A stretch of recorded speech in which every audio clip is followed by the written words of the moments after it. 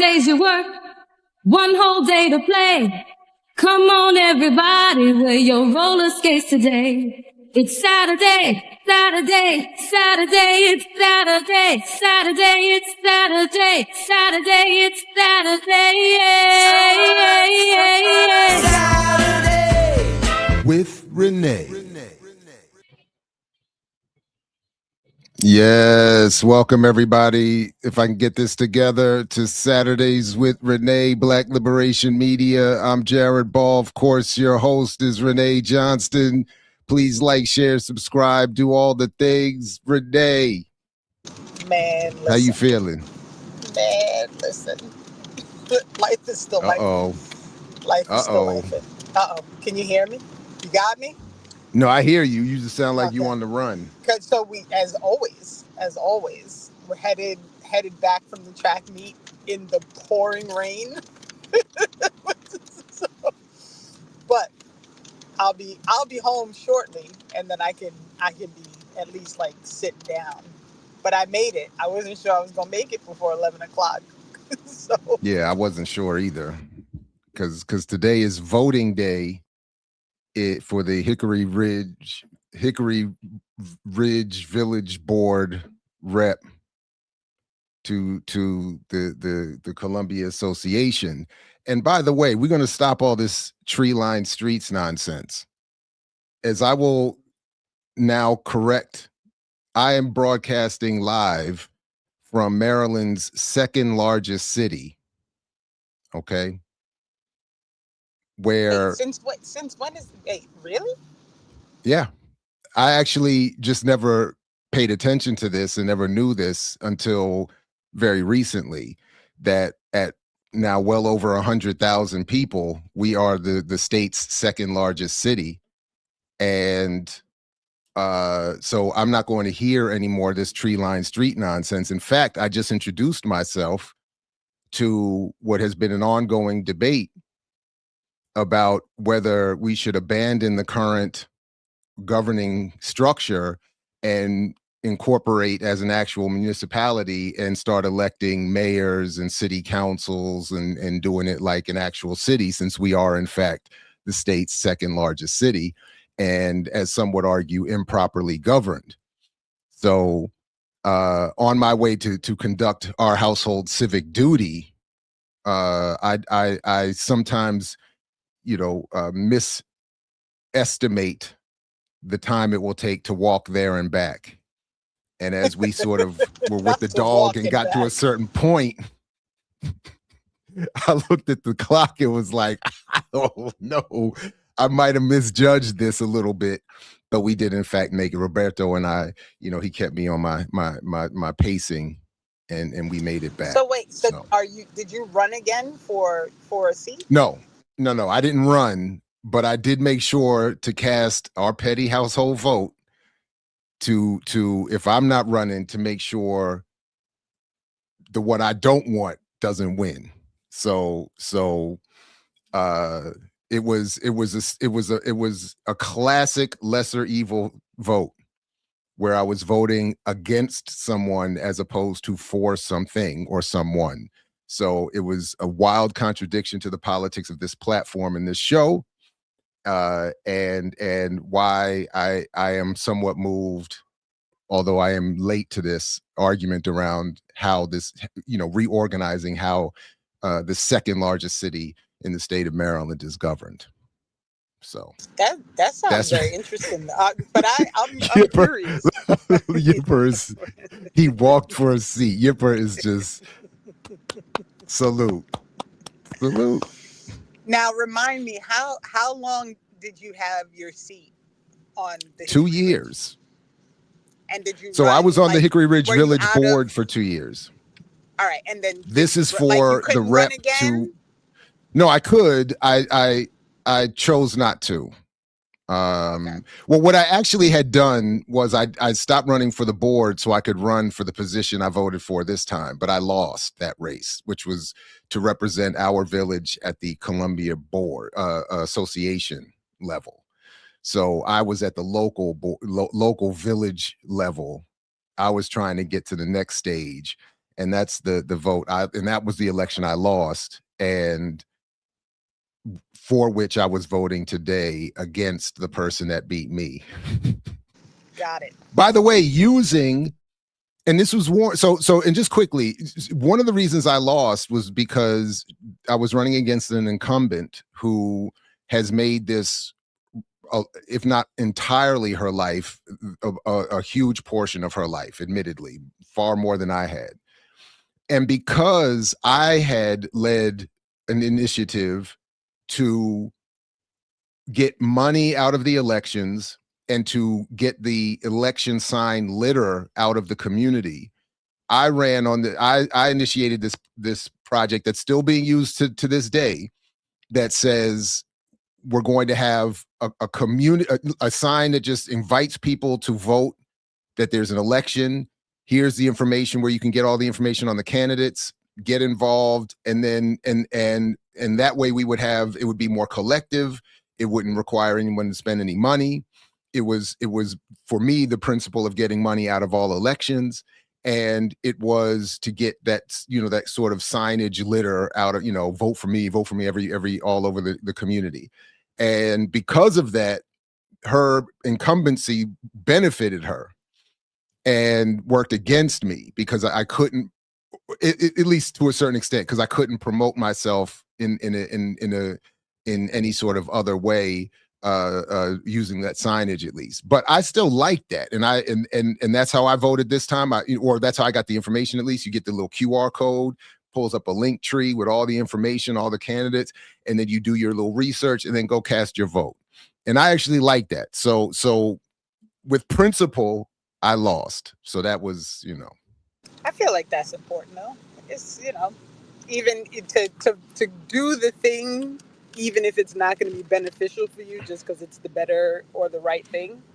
That's what that's what you're supposed ideally, to do. And ideally, but yes. But as we know in the world, when you're doing this against people who have other benefits or who aren't playing by those principles and rules, and you just lose, and then they, it's like you take that, principled L, and that they walk off with the power. So I feel, it was the right thing to do. But oh wow, somebody in the chat has a lot of detail. Somebody must be around these streets. That is a very specific reference. So wow, that's impressive. That's super specific. So real quick, before we move on, one more thing, if I can, for super specificity. I do need to promote something if I can, because of course. It's part of my job is to help promote this great film, Crushing Wheelchairs, which is now making its East Coast tour. So speaking of QR codes, please, and I'm going to move. Let me switch the logo side here so you can have unfettered access to the QR code over there, and pick a city on this East Coast. If you're going to be in Baltimore or DC on May 11th or 12th, please sign up and get your spots. Selfishly, please help me, look good doing my job to help fill these seats. By the way, also go look at the most recent episode of Brokish so I can win the Mulatto Olympics on Brokish and outdo Musa and Kamal for views. So please go do that as well. But if you are in these in this area from Boston, Northampton, New York City, Poughkeepsie, Philly, Baltimore, DC in the early weeks of May, please sign up. This is an incredible film, incredibly well done, made by the houseless, about the houseless conditions in guerrilla media, but in a very inspiring, well-produced, edited, directed, acted way. So please show up and show out. And thank you all very much in advance. All right. Dope. Thank you. Dope. Yeah, it's such a good film too. And it will be a good inspiration for the film project. I'm sure we'll talk a little bit about today, so. Well, I feel like we can go ahead and not delay. Yeah. So without further delay, let's bring back all of our favorite guests. Samantha Youssef, animator, artist, analyst, scholar. Welcome back, Samantha. Good to see you. Thank you. It's good to be back. I always love being on here, but I'm always a little nervous when it's been a while. I get stage fright. No need at all. I'm not entirely sure go ahead, Renee. Well, Yep. just real quick. So, Sam, if you could just quickly reintroduce yourself for the folks. Oh no. It's like my least favorite part. part. Have no idea who you are. No. I guess given the topic today, I'll try to situate myself a little bit more than I usually do. I'm Palestinian, Ukrainian.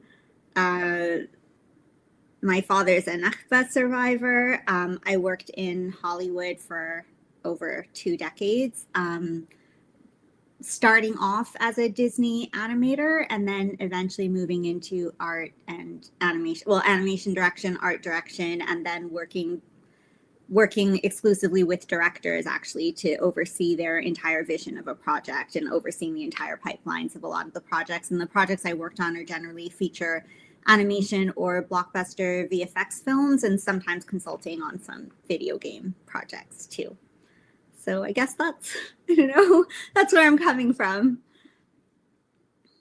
Well, I'm really bad at the intros. I get nervous. Sorry. One of these days you'll get so used to it that it'll just like roll off and it won't even feel weird anymore to do it. It's been better when I've been on like marathon runs with you all, like with Jared when we would do it every week, or that there were just periods where there was lots to talk about, and then I was with you all or with millennials or something like that. But when I have a break from it, then I'm not in that groove anymore. So I'm trying to think what's the best way to get started here. So we screened a film last week, and it was an emotional moment for myself and for many others. And as I'm walking out the car and going in the house, you can hear all the dinging and all of the things happening around me. But so we watched the film.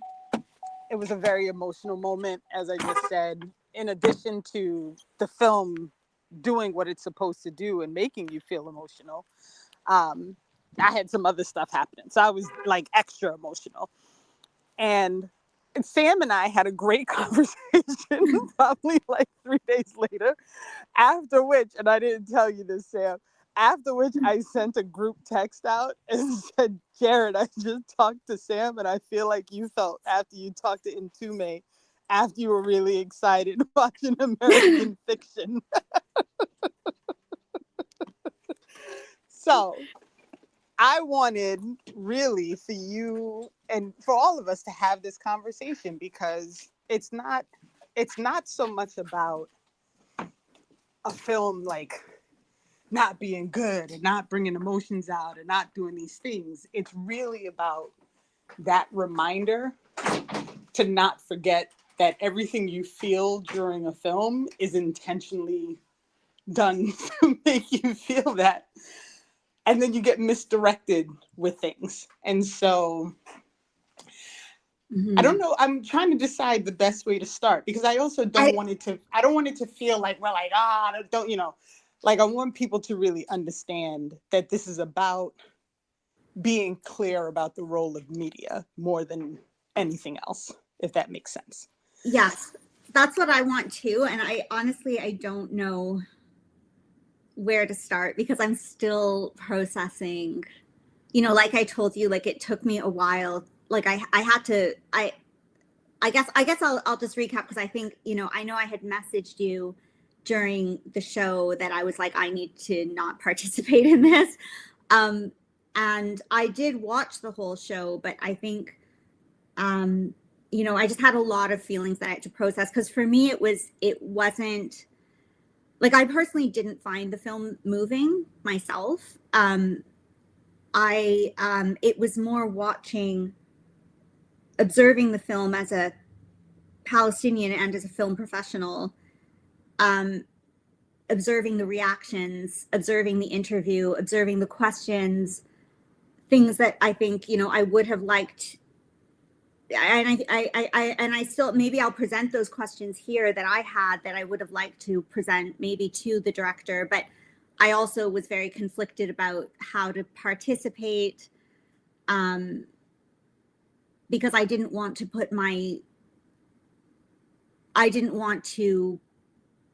put full uncritical support behind the situation. And Samantha, I'm sorry. Can I just interrupt real quick so we can Yeah. just clarify for the film we're talking about is Hind Under Siege. So last week on Saturdays with Renee, we screened with the filmmaker Hind Under Siege, almost as a part 2 / response to when Samantha and I talked about the voice of Hind Rajab. And this, so right, we screened it and then talked with the filmmaker about it, and now Samantha is offering her response. So sorry about that, Samantha. But no, it's just to okay. And clarify, I also, like, I'm still learning how to navigate all of this. So this is sort of, sorry, I'm coming out flustered. This is kind of what I talked to Renee about. It took me a few days even to be able to, talk to figure out how I wanted to organize what I was feeling in my mind. And I think it's one of those things too, that there were questions, and maybe that's something, I don't know when to come in, like if they should have been put in the chat or not. I think at the moment for me, I was feeling that I don't want to be putting any of my, like we talked about this in the conversations on the other Palestinian films. I feel very conscious of what I put my weight behind, because I think that there's also that idea that that we have to respect, like, all Palestinian voices, and in that moment watching the chat, and also when it's films that use these kind of techniques that emotionally engage everyone to such a high extent, it's very hard to engage in these kind of critical discourses after. And I think I had recently been, I think, just to contextualize where I am sitting at the moment, because all these things kind of happened at once. There is a small Palestinian, center in the area where I live that mostly does like children's like activities and stuff. It's not really like an organizational space, but they were doing a film screening of The Voice of Hind Rajab, and they were also getting a Jordanian Palestinian filmmaker to talk about film after and talk about why this was a great film. Like, they just he didn't work on this film, but just he's in the film community. And so it was someone that they knew, I guess. And that actually was screened last night. And someone from the community here that's actually been following my conversations that I have with all of you, she was saying, like, you should come in and talk to people, to explain the politics behind this film, because a lot of people, even in the Palestinian community, were just excited to have some kind of, that our voices are being heard. Like, I think that's a big part of what we within our community also have to look at. But I think this applies to all oppressed communities. And I didn't, she was pushing me to reach out to them and have that like, she's like, maybe you could talk before the film, or maybe you could talk after. But having been in this business for a while and doing even not just on Palestinian stuff, but just having artistic conversations, critical conversations that I would have in my industry, helping people learn to be better propagandists, for lack of a better way to explain it. When audiences or people are in that state, it's so hard to have a reasonable conversation. So I also, like, that's also why I was just like, I just need to not participate. I think, like, I was just observing everything last week and processing, and I didn't know how to step in the chat, to ask certain questions. But there were certainly certain questions that I would have loved to give the director an opportunity maybe to elaborate on, that could have been pushed a little bit further. So I think, that's always a really hard thing with films like this. And I think,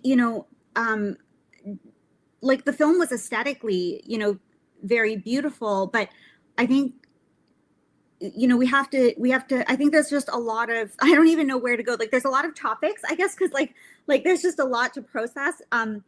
But, well, why don't we, so just quickly. So one, I think I, in part, owe you an apology, right? Because I didn't, it may have occurred, it may have sounded to people as if you were recommending the film, but you had not seen the film, which I did say, and maybe in the process of all these things, I wanted to make sure that I said to you in front of everyone that if whatever I said last week made it sound as if Sam was like co-signing on the film or the filmmakers or anything, that was not my intention.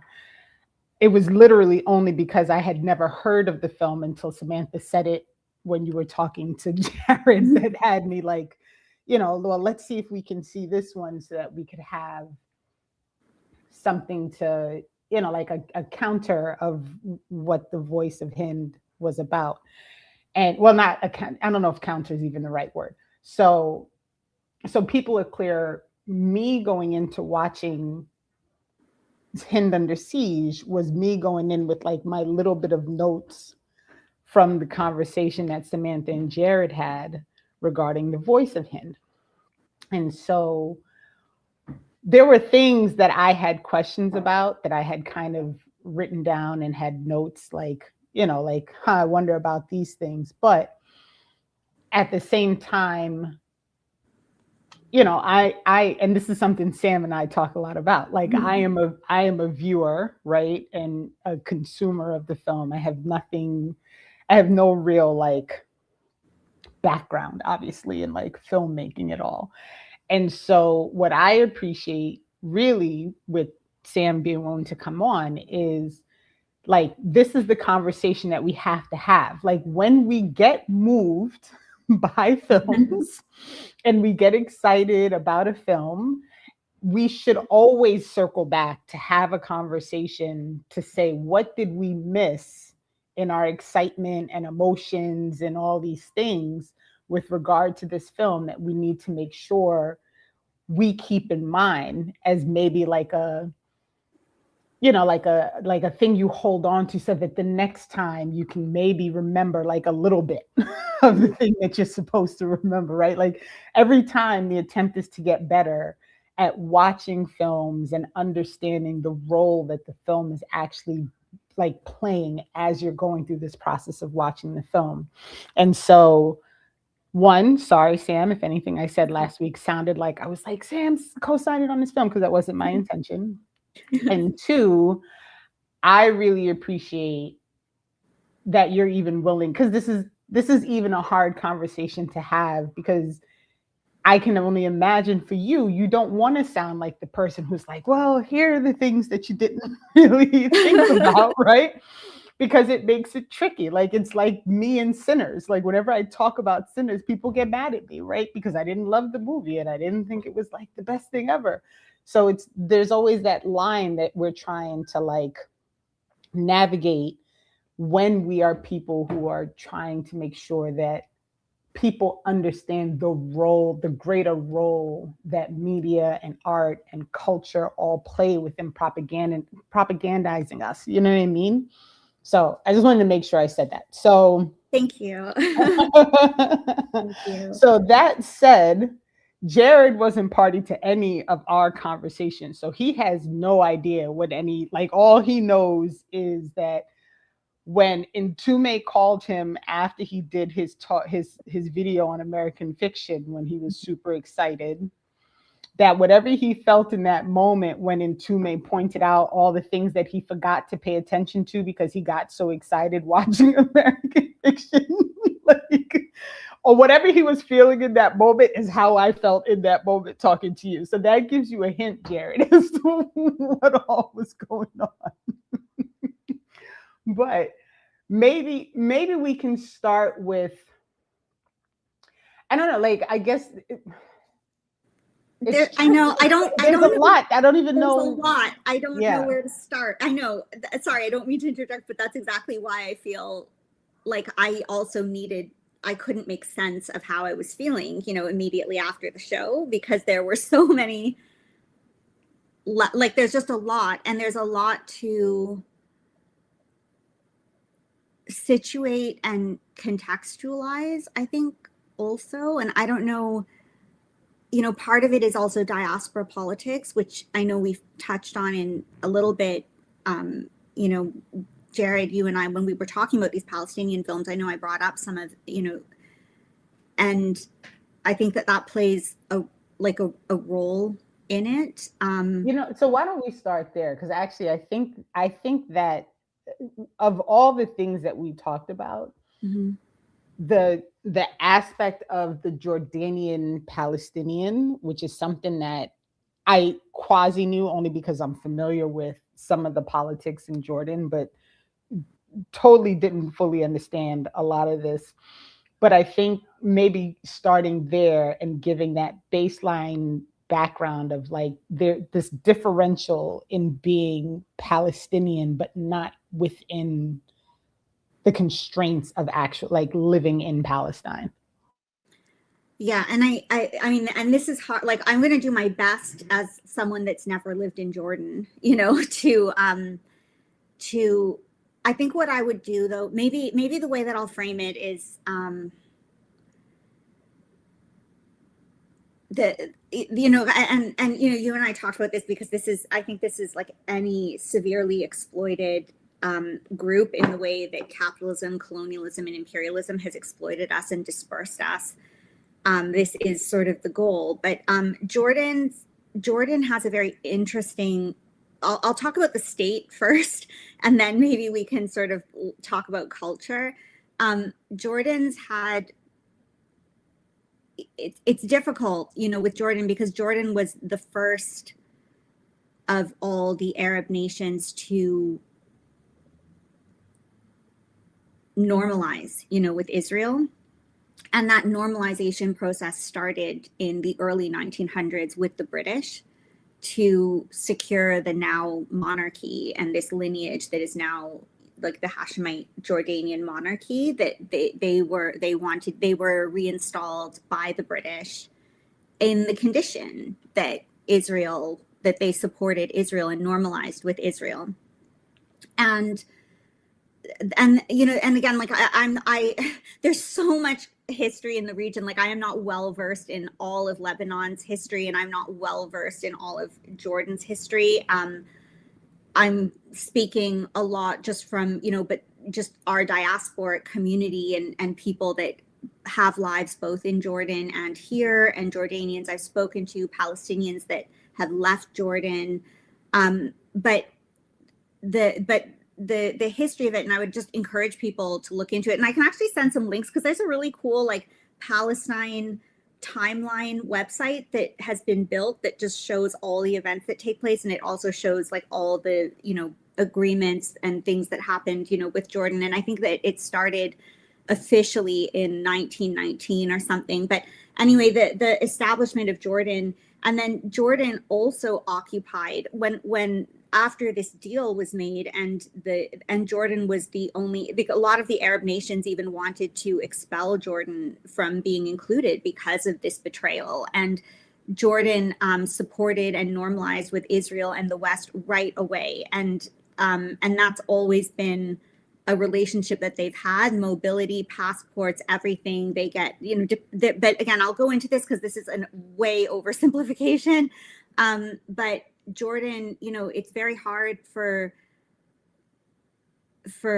you know, Jordan as a state is, and this is why they're the ones intercepting Iran's missiles and always defending Israel. Like it's always Jordanians protecting, even before the Iron Dome uses its own missiles. It's Jordan intercepting everything. So they have, you know, that's why you see Queen Rania all the time on CNN, ABC, Fox News, like doing the tours, doing events with the royal family in the UK. Like they have a very close relationship with the UK and with the West.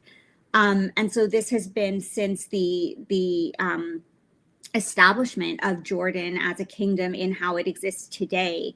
And alongside the establishment with Israel and special conditions in the UN and like all of this stuff. And then after the partition happened, Jordan actually also, the monarchy had their own agenda to create the greater Jordan empire with collaboration with the West. And they actually occupied the West Bank. And by occupying the West Bank at that time, until they lost the territory, quote unquote, to Israel in 1967. And this is where this is why there's all like, you know, there's this mythology built out of that Israel's claimed this territory and everything. But Jordan went and occupied Palestine.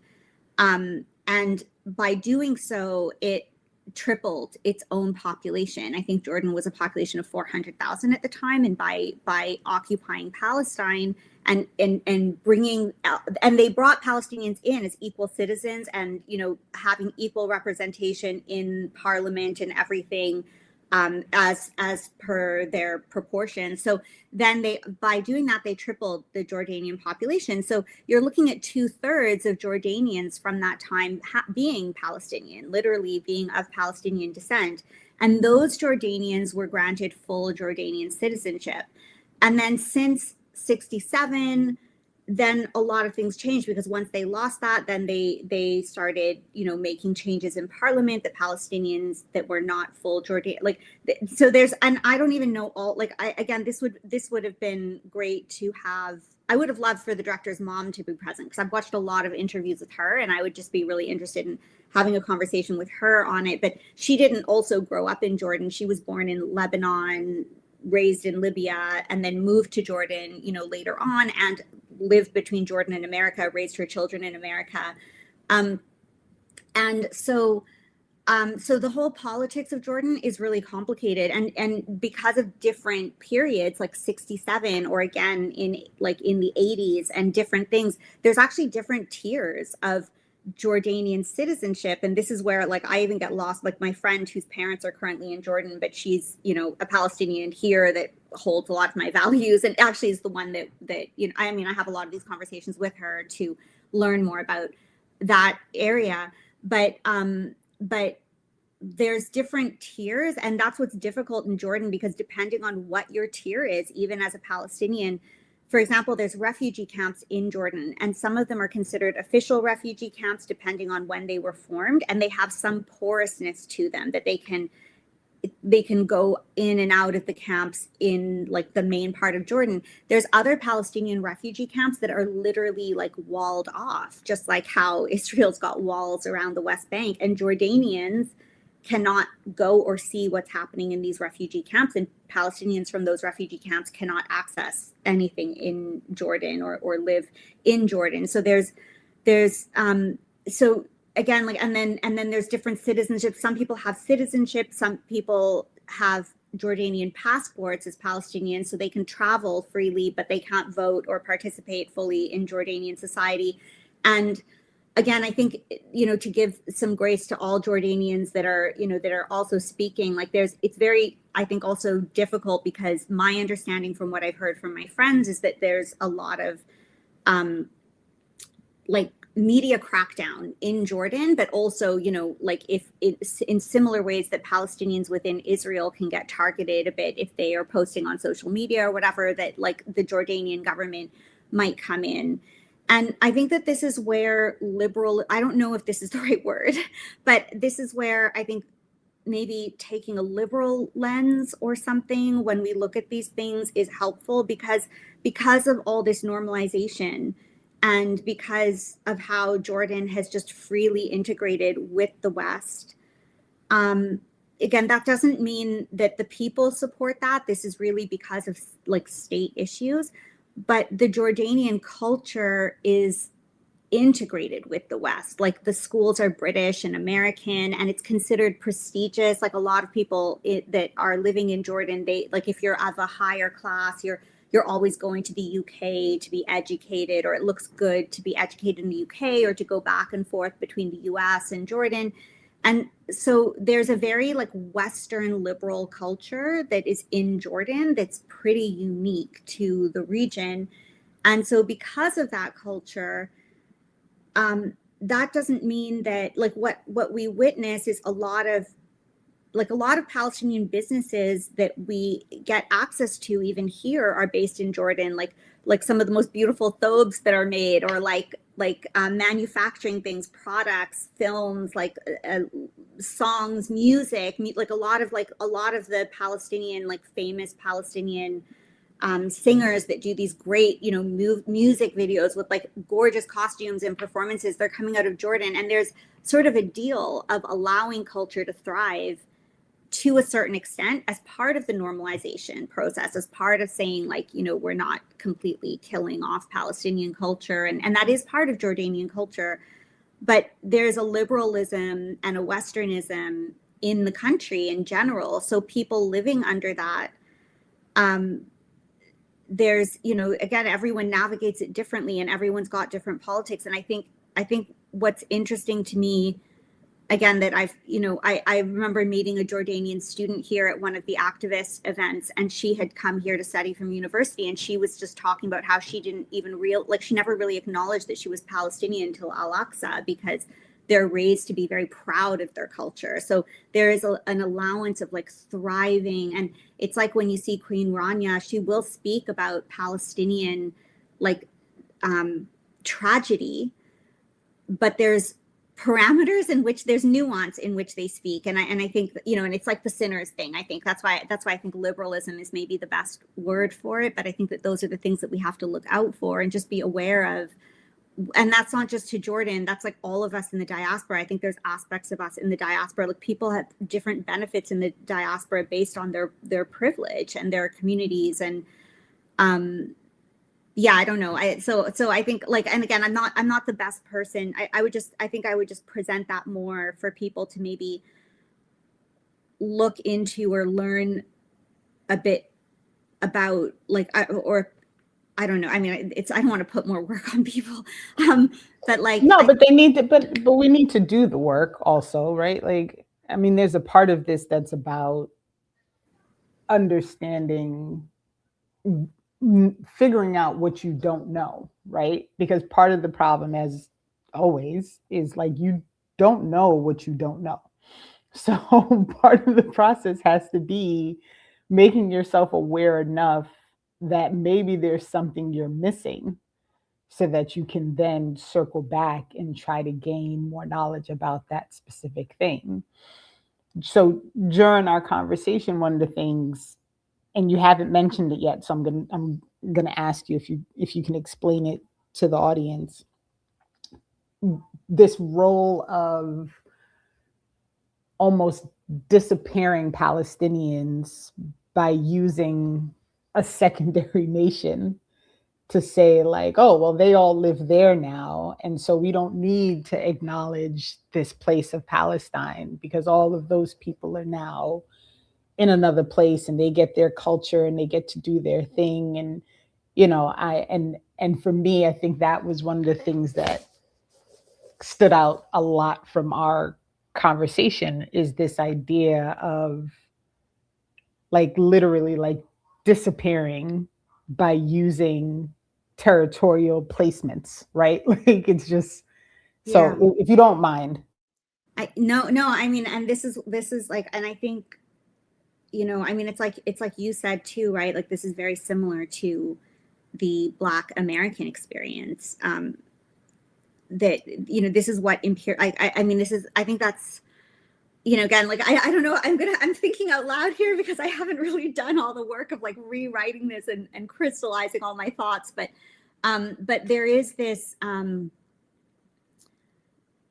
there is that like because Jordanians are allowed to thrive and make movies and do all these things and sort of acknowledge, I think that's also part of it, is that, you know, when you're in Jordan, and I'm also quoting someone, you know, that I spoke to from Jordan about this, who said, like, you know, for her, she realized she was ethnically cleansed by being Jordanian, because she's like, we're so proud of being Jordanian. That's how we're raised. That's how we're taught, that I forgot I was Palestinian, you know, and you acknowledge it like it's this like ancestry or this heritage that you have. And that's, you know, again, this is one person, like there's so many people in Jordan that everyone's going to come from different positions. And that's what's difficult. Like I was saying, all of these different tiers of status in Jordan also change the experience of your perception, you know, to culture, to resistance, to any, you know, any of those things.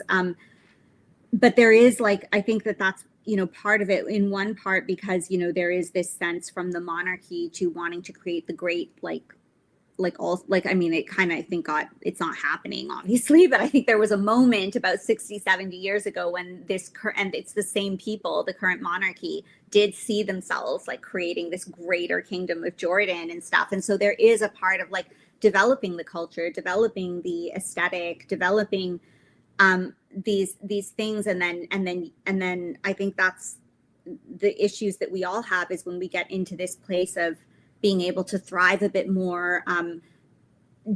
Palestinian diaspora in Jordan, if you're living like not in a refugee camp and have access to Jordan and the cities and the culture and being able to create like cultural content, I think also there's again, like I feel bad because I don't want to say this in a way that discredits any Palestinian experience, because I think that this is all part of the same system. Like we're all just playing the roles that this imperial system kind of designed. But at least, you know, one thing in Jordan is that you're not racially marginalized. I mean, you might be status marginalized and class marginalized, but you are walking around with people that physically look like you on the street, you know? So I do think that I do suspect, and this is my own personal take, but what I've observed in our communities and you know, just even talking with people that say that it's easier to be in Jordan, let's say, than Canada or something, because you aren't, nobody is going to think that you're a terrorist or ask you to explain if you're anti-Semitic or, you know, or do all those things. And again, you're fully represented in that part of the world. There are award ceremonies, film festivals, magazines, fashion magazines, you know, like all of that kind of stuff. Whereas, you know, to what the director Najee brought up last week, that, you know, just commenting on how Arabs are portrayed very differently in Western media, right? Like we only get villain roles or something in films. So so I think that that's also an experience that is very different to what other, you know, and that's, I think that's lent itself as well to perpetuating an ethnic cleansing of Palestinians. I really need to find better words to try to. I think you're probably doing a better job than you think. And Chidimachis says the plan was that Palestinians in integrating into other Arab-speaking countries would forget they were Palestinian after a few generations and not to continue to fight for the land. And so I think this is probably well put, as, you know, someone who's not Palestinian kind of watching what happens. And someone else, it's up there somewhere, was like, I'm getting a little bit of an FBA vibe. And this is when we were having this conversation, this was why what you were telling me stuck with me so much, was because I started, there it is. Yep. Thank you, Yipper. A little FBA came to mind. And it's because it's that same process, right? Of like, you know, we're just going to just start pretending like we're not from Africa, right? Mm-hmm. We're going to totally distance ourselves from the continent. And we're going to play this game as if, like, you know, we were here and we had nothing to do with the continent, as if people weren't involved in trade before the Europeans came here. And so, you know, this it's an important thing that I think we probably don't talk about it enough, to be honest, like how truly captured we all are, right? Like we really are so captured. And that's where, you know, I'm even going to, yeah, I mean, because I think that there's also a lens that and you know, hearing you speak, I'm just sort of reflecting even on where I wrote this in my dissertation on Black Panther, you know, on the lens that it shows a lens of how you view Africa, you know, that it had to be this Wakandan people that were the beacon in this backwards, like nothing kind of place, that the excellence comes from the Western lens of creating something there. And I think what is triggering for me I've, you know, and I guess Palestinians that hold a more revolutionary value, when we look at this kind of culture production, depending on where you are situated as a Palestinian, whether it's like what I was talking about with Jared before, with, you know, the take on, you know, Watermelon Pictures putting their weight behind a film like Voice of Hind Rajab, or films like these ones, We also, I think that, and I'll just draw upon, because I know I'm still learning to find my words, but the article that I wrote about propaganda when I was like on my website, when I was pointing to Hind Rajab, and I was saying that I was challenging those of us in the diaspora, Palestinians, to really interrogate what we've internalized. And if what is more important to us is to be accepted as equals among oppressor circles, or to be fighting for collective liberation from these oppressors that are oppressing the whole world. And I think a lot of, like, when we're seeing these more liberal positions telling stories, or there's like, to me, what it signals, I guess, I don't, sorry, I'm going to jump around because it's hard for me to have these, like, I'm doing these things live where I haven't even had the chance to really process it, like off of public space. And I also want to, like, I want to welcome you to be like, I'm not ready to say this, right? Like, I want to think about this more before you know what I mean? Like, you're not required to answer everything, and you're not required to be like the Palestinian voice to bring us all around. I mean, but I do wish, that I had the opportunity to have roundtables with people more in my community, in the Palestinian community. Sorry, this is my community also.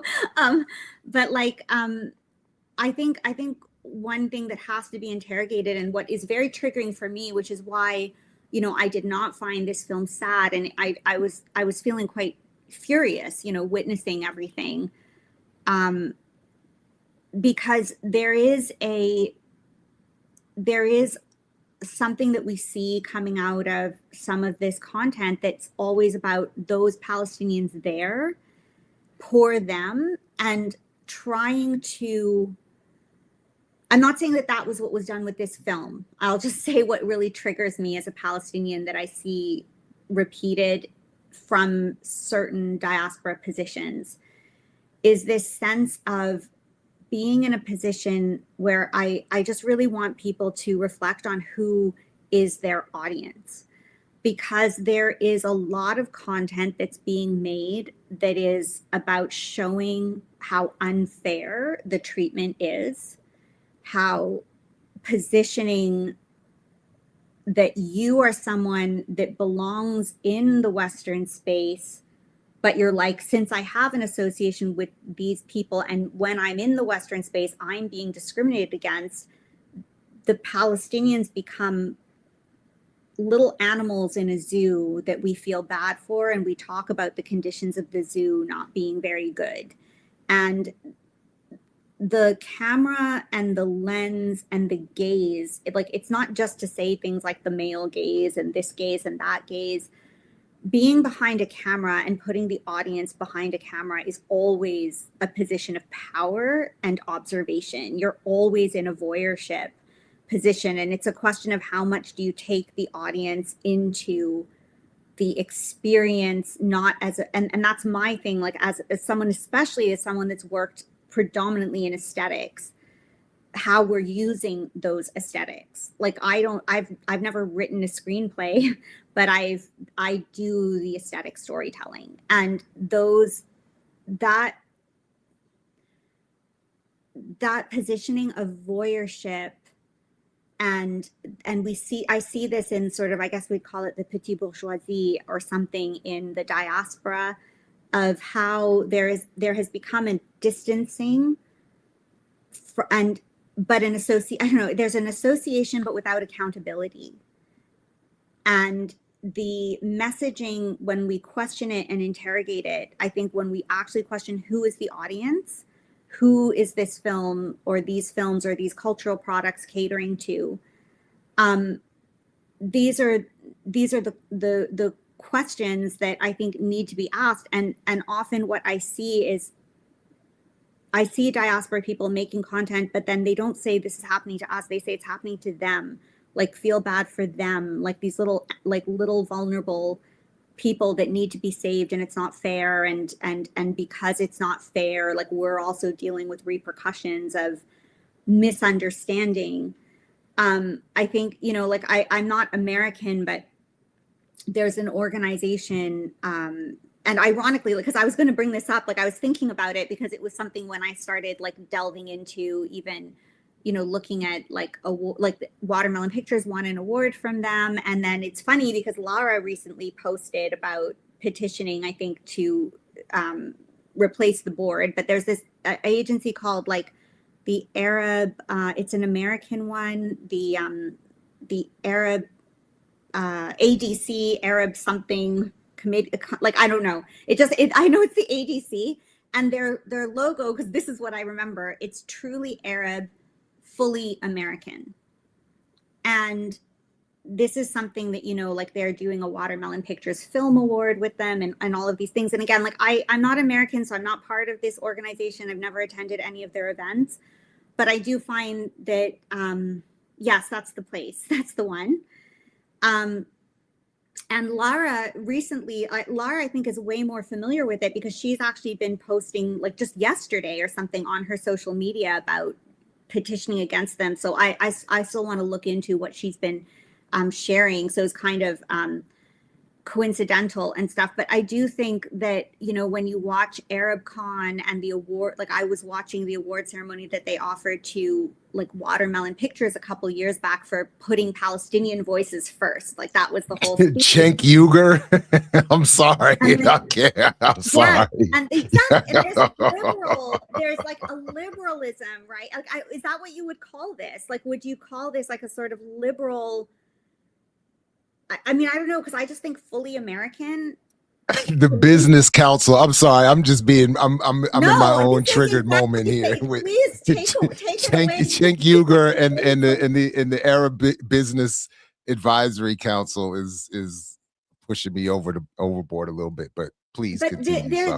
But this is like I would actually. This is the area that I feel like you've critiqued more, and I think that our values are aligned in this. Like these are where, you know, when I'm looking at these kind of things, these are my questions with certain aspects of our diaspora, you know. And again, like I literally I only want to say so much because maybe I just need to sit down and shut up about this because I'm not a member of this and I haven't like attended their events. I've only seen their social media posts. I saw their, you know, like I said, what I saw was that you know, they had given an award to Watermelon Pictures for prioritizing Palestinian voices. And meanwhile, we've got Watermelon putting out films like White Man Walking and Voice of Hind Rajab, and just uncritical. I don't think that these are bad intentions, but I think that we need to start interrogating like our liberalness and I don't know always what to say to this because maybe, you know, I think that that's the difficulty too. Like I've noticed, like, I think even in the last couple of years, I've come in contact with more of our diaspora. And I think that there's a distinct difference between diaspora and certain like communities where they can be thriving and they have a lot of businesses and they have this whole hub versus diaspora that were not able to become like live the American dream or something like that. I don't know. So I think, you know, to me, what I end up seeing from more liberal, I'll use that word, I don't appreciate this kind of lens. And I interrogate things when, you know, to come back to talking about the film and coming from this point of view, I'm going to interrogate when I see diaspora using stories like Hind, because I'd like to point out that from ground zero, we didn't see a single film from someone in Gaza telling, like, I mean, I feel like the Hind Rajab, in my mind, this is what it's become. It's become an industry. It's become the Hind Rajab industry. And I think when you have people that are Palestinian, that have some exposure to the region, like, I mean, again, if Jordan is your exposure, depending on where you're situated, Jordan is very difficult to get a non-Western, you know, critique of the region as well.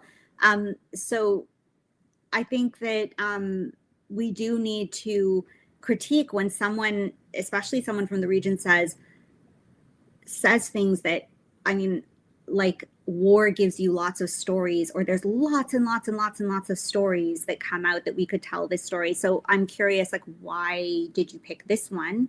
And that comes back to who is your audience and who are you representing? And,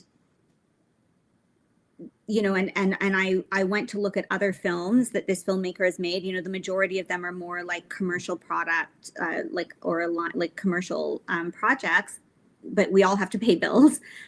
But there was a little film called The Red Balloon, which I felt was actually quite similar to this one. It was a very short film, and it just was a camera panning across ruins, which would be Gaza. And it just had like very few like characters. Like they had like Motaz, like, you know, picking up the red bear. They had the Soul of My Soul with the grandfather and his daughter Reem, who had died, like just kind of walk by. They had all the iconic things that went viral on social media. And then they had a red balloon that kind of flew into the sky from Gaza and then landed on the Statue of Liberty and splattered blood on it, which I think is sort of a similar way of, you know, there's certain things that it's challenging the imperialism, and it's certainly like pointing a finger. And likewise in this film, it pointed a finger specifically at Israeli soldiers in an individualized way. And we will see that coming out of a lot of content in Jordan, but we don't see necessarily systemic critique. But this is where, you know, this is again, like where it would be really nice to engage in a conversation with the director. But I think I do question when we see content that is like what broke into the Western narrative and not addressing all the other stories, but referencing the other stories, referencing that there's so many stories, saying that this is supposed to represent that, but then calling on the stories that are the ones that the Western media became aware of. And so I do kind of question that positioning. I question that a lot of us are not, you know, like I said, like this girl, like from Jordan didn't, you know, really know about it. You know, like he did reference Mohammed al-Dura, which was a little boy that did get killed in Gaza, but that made international news. The reason that story was famous was because it was a media cover up and scandal that got broken out in France and internationally. And it was more newsworthy as well because of the media scandal around it and how they tried to lie and hide the footage, and that broke out around the world. So I didn't hear any references to stories that were not accessible.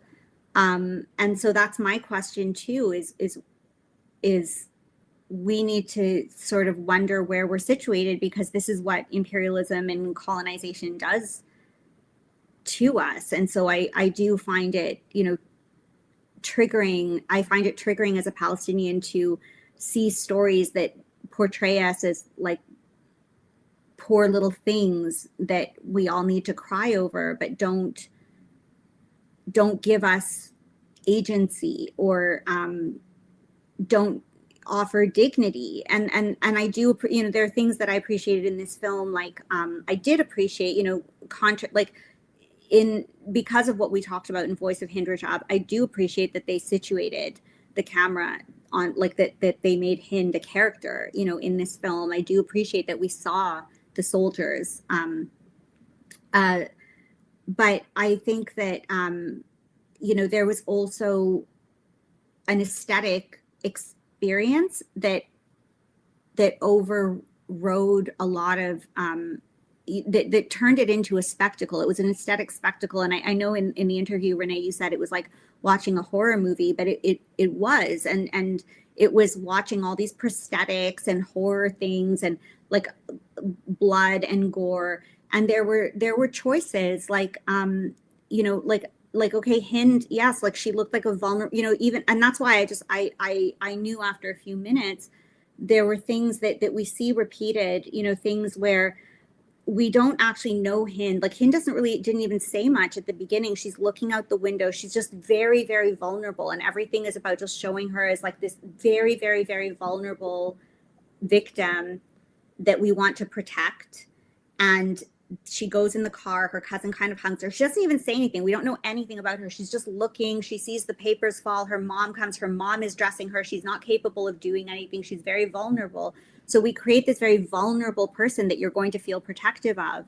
And then what about the dignity of the rest of the family? Because the rest of the family had all this blood prosthetics on it. The sister had like these prosthetics of a gun like through her cheek. Sorry, the cousin had this gun prosthetic of like blood with like a gunshot through her face.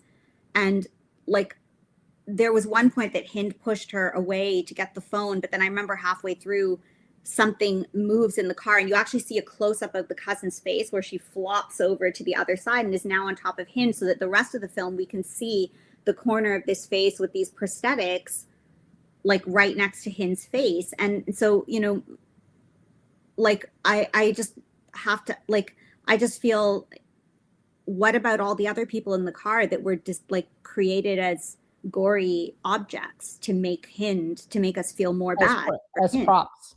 As props. Yeah. And so I don't think, you know, again, like when I don't, Voice of Hind Rajab has a very imperialist agenda. It's like colluding, you know, with imperialism. But we also have like what is turning into an industry of Palestinian spectacle. And not all artists are going, you know, I operated in a very liberal space trying to make sense of the world, you know, before I like had to really sit down and start educating myself. Like, you know, we're not all like Muhammad al-Kurd in as Palestinian diaspora or something, you know. And so I think there's a lot of, you know, when you look at like this organization, like ADC, like there's a lot of diaspora people that are, you know, and again, this, like, to critique this stuff too, like this is where I would have loved to talk with the mother, because she obviously wrote the story.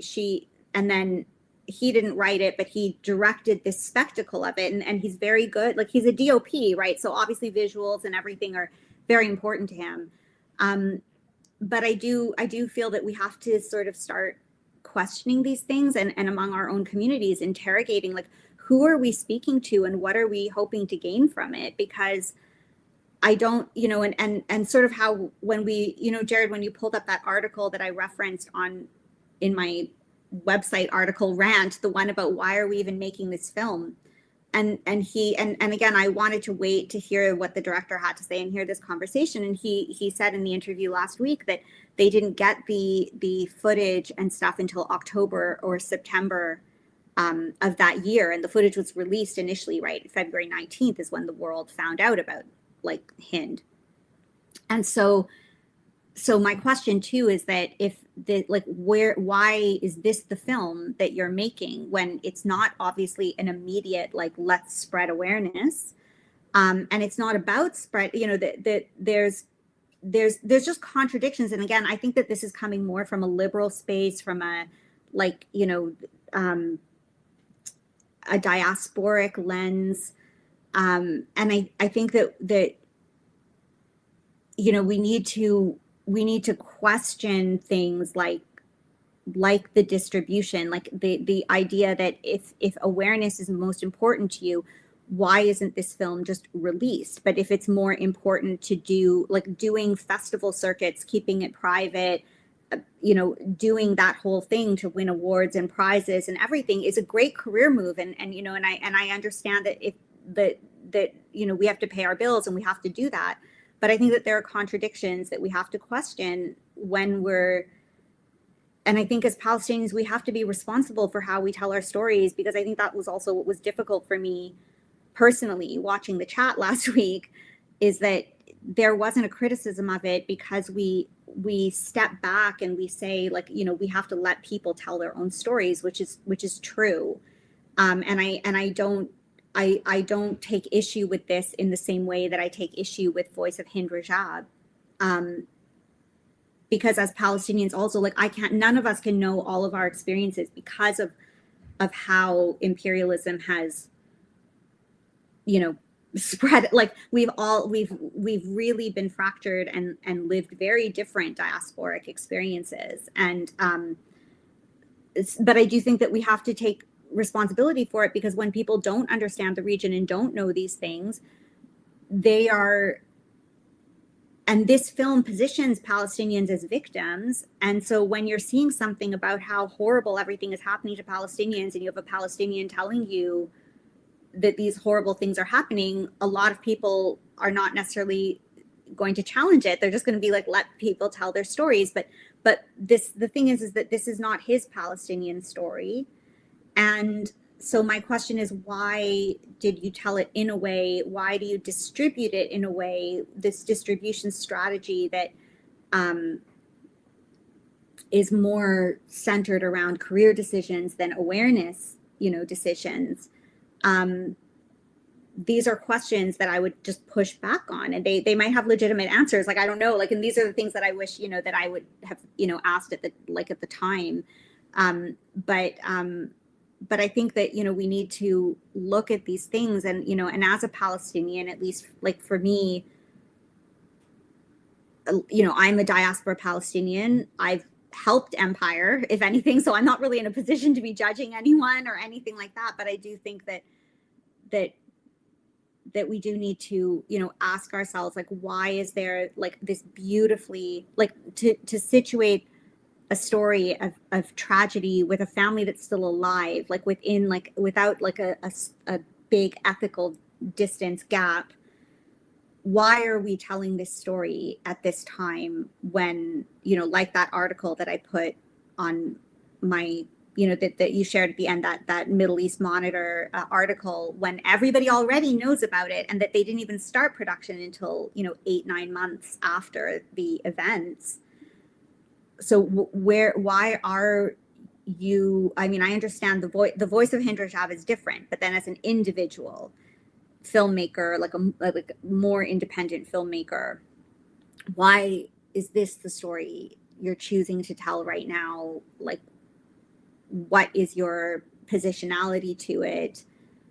Things that struck me in the interview were that, when asked if it was difficult, the response was that the Red Crescent person on the set broke down, but there was nothing about the artists or like if they were challenged or found it challenging. It was that the Red Crescent person had a breakdown on the set observing it. I do remember in the credits as well, there was one shot that was put in the credits that this is what I would just also be curious about. And this is where I find that there is a bit of a Hind Rajab industry.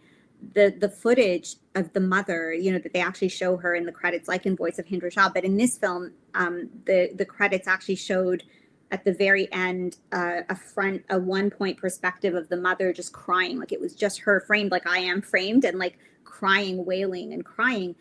And I would have loved to know, like, obviously he probably wasn't there, but I would have loved to know, who was the person that just decided to go and film the mother like this while she's looking over her daughter's body, and what was the purpose of getting that footage? Was their intention to be using this footage in a certain storytelling way already at that time when they gave the mother access? Like, there's just a lot of questions around the whole Hind Rajab portrayal at this point, and it, like, is a fictional film of Hind Rajab going to be used as evidence? It's not. Like, it's a fictional like there's already forensic evidence, documentaries, testimonies, like all of these are the things that are going to be used as evidence. So the film is there to take us into an experience, and I don't, like, there's nothing wrong with getting people to want to feel like sad at the horrors of things, but I guess, like, my question for me is like, is that, like, where are you positioned that it's just about feeling sad for these people, and that's the most important thing? Because by contrast, Palestine 36 wasn't like that, and From Ground Zero wasn't like that. Or when it was sad, it wasn't about objective, like, sort of telling a voyeurship story of someone else's experience. It was their own experience, their own loss, the person that they knew personally. And like that guy that was sitting in the rubble that chose to tell this story, and it was just heartbreaking, and it was just loss, and it wasn't like revolutionary per se that he's proposing something different, but that's a very different thing than being based in America and deciding to tell Hind's story in a genre. And that's the thing with these kind of aesthetics. It becomes a genre piece. It was a horror genre piece of this experience, and these are very powerful tools. Like, it was very powerful. Like I said, like I can, like, you know, like choosing to have Hind just looking at things at the beginning, not interact, not speak up, not put her coat on by herself, not do all those things. These are choices, and those things made her very vulnerable. So right away, as audience members, you're just feeling protective of her, and so there wasn't any character arc, you know, per se in this film. It was just about feeling really, really, really sorry for these poor victims and objectifying the family as props around her. So these are and this is, I don't think that there was any intentional. I think that these are just, you know, you learn these cinema tools and you're like, if I want someone to feel bad for this character, we need to reinforce this. I think in this case, there's nothing deliberately, like, I think that this just comes from inherited Western filmmaking schools and stuff, that these are the techniques that we use.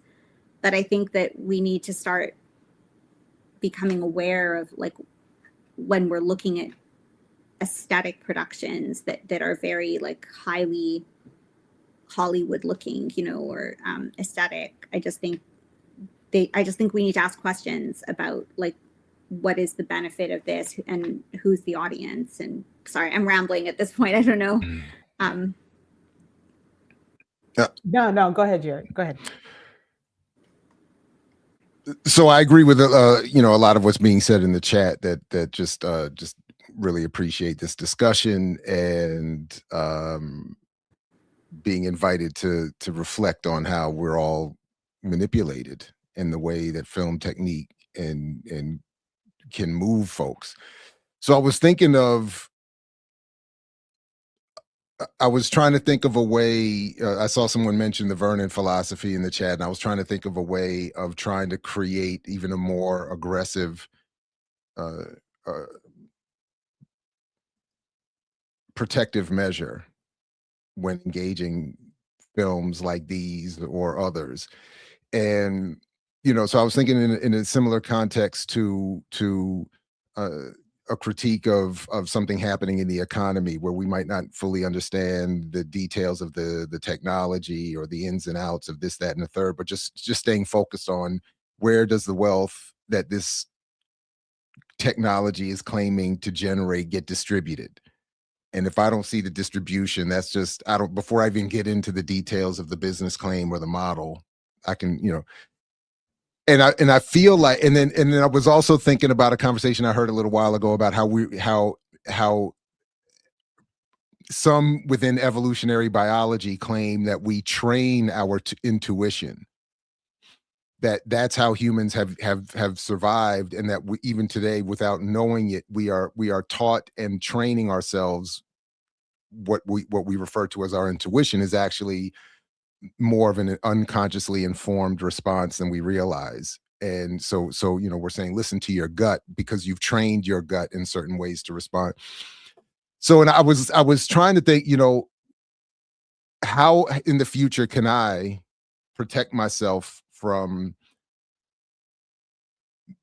being manipulated in the way that I may have been with this last film and others. And so, and I was thinking that's why I asked in that conversation at some point, it turned in the conversation to what kind of films we'd like to see the filmmaker make. And I made reference to a John Elmer Resistance Report film.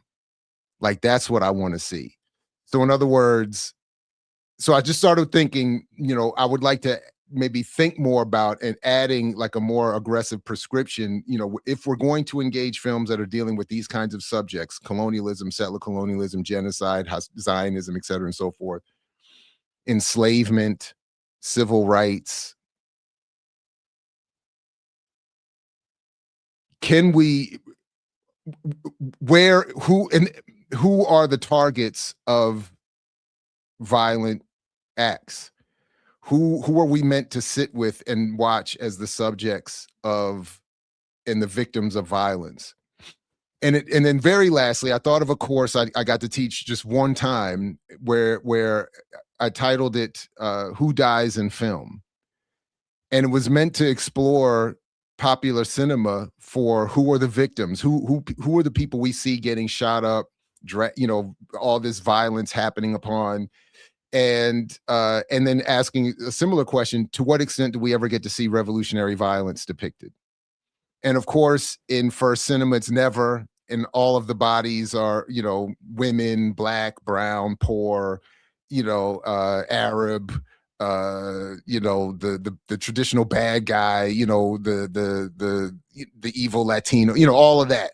And so I don't really have, that's all. So I'm just throwing that all out there as a way of maybe even promoting this film festival we're developing, as people think about their contributions, like what kinds of films would we make, and how would we want to depict the ongoing tragedies, conflicts, and with what impact on our audiences. So I don't wait, know. Before Sam answers, because what you just asked her is actually where we started to go in our conversation. So a couple of things that I think from the chat I want Sam to know. So one, Chidimachi, you're right, the compradors will be the death of all of us, 100%. Leah, I agree. I also appreciate Samantha nicely gathering us up and pulling our coattails on this, because this is what I said to. Oh, we're being dragged. Oh, totally being dragged, but she's doing it with a smile and looking like, the Disney character she hates, and so it's all good. Like you take it on the chin and you appreciate it for what it is, and it's fine. But you want to get dragged, right? So I think the one thing that I will give us credit for in this space is being like, you know what, I want the criticism to come, and maybe next time, right, I'll remember that I got dragged for falling into the trap. Maybe I'll catch like the grass at the edge before I completely fall in.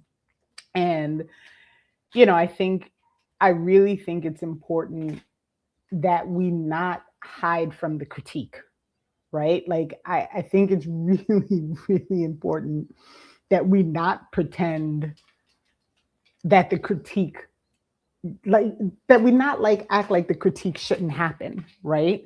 Because this is how you learn. Where would we be if Ntume hadn't called Jared after he was so excited about American Fiction to say, Sam might get mad at me, but I'll just say, when I told her it was American Fiction, she was like, he got by that? And I was like, yep, that's exactly it. Yep. And proudly remind everybody of it. So because the point, though, and I think that there are parallels to this in political spaces, is that receiving criticism, particularly in a principled way, should not result in, oh, well, fuck them, I'm never talking to them again.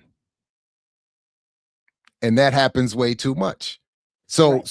So it's not just that Ntume was right to call me and say, or say, you missed this, but to be fair, I was also right in saying you're right and let's talk about it publicly, because I could have just easily done what happens all the time and just been like, man, fuck Ntume. I'm not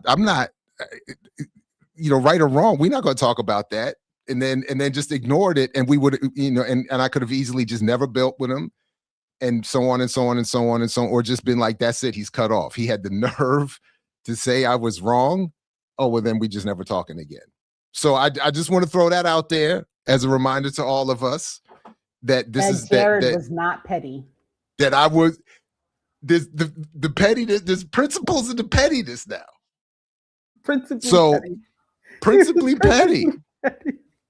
But you're right. No, and the point though is, I mean, we are out here. The point is if my borrow from some of these debate spaces, you know, I want to believe in as many true things as possible.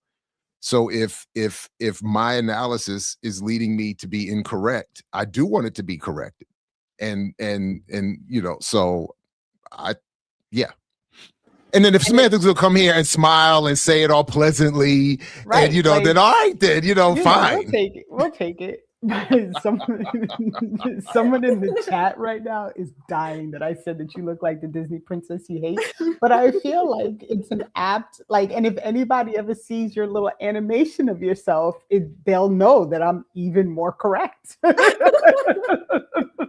I need to share that picture I shared with you. You do. The one when I was like a little girl and I'm in Disney World and I'm supposed to be posing with, with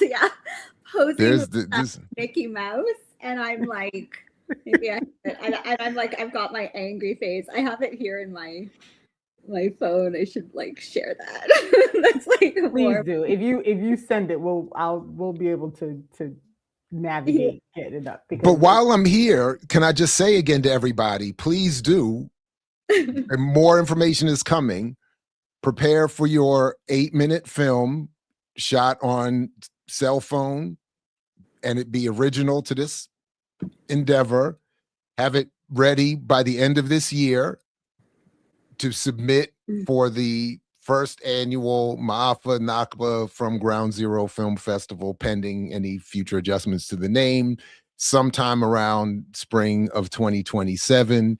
And there will be a live in-person award ceremony where the winners will have their 8 minutes of films stitched together into a roughly, I don't know, hour and 90 minutes or so film that we will show and celebrate and create third cinema as we promote it and critique first and second here all the time. So just stay tuned and start storyboarding, mapping out, scripting, whatever else you think you need to do to prepare for your submission. There it is. So I'll let Sam. So before we end, I guess we should talk about a couple of things that we want people to remember as they're watching movies that we were reminded of, and also, you know, I know I jumped in, but I know you have a response to Jared for what his question was. So I think this is what I'm hoping to, you know, do my or what I'm working on right now with my research is developing like a formulation of how to be like analyzing these films, looking, you know, sort of have that way of looking at aesthetic critique, its affects, and how we can contextualize all of that and like help us in our analysis.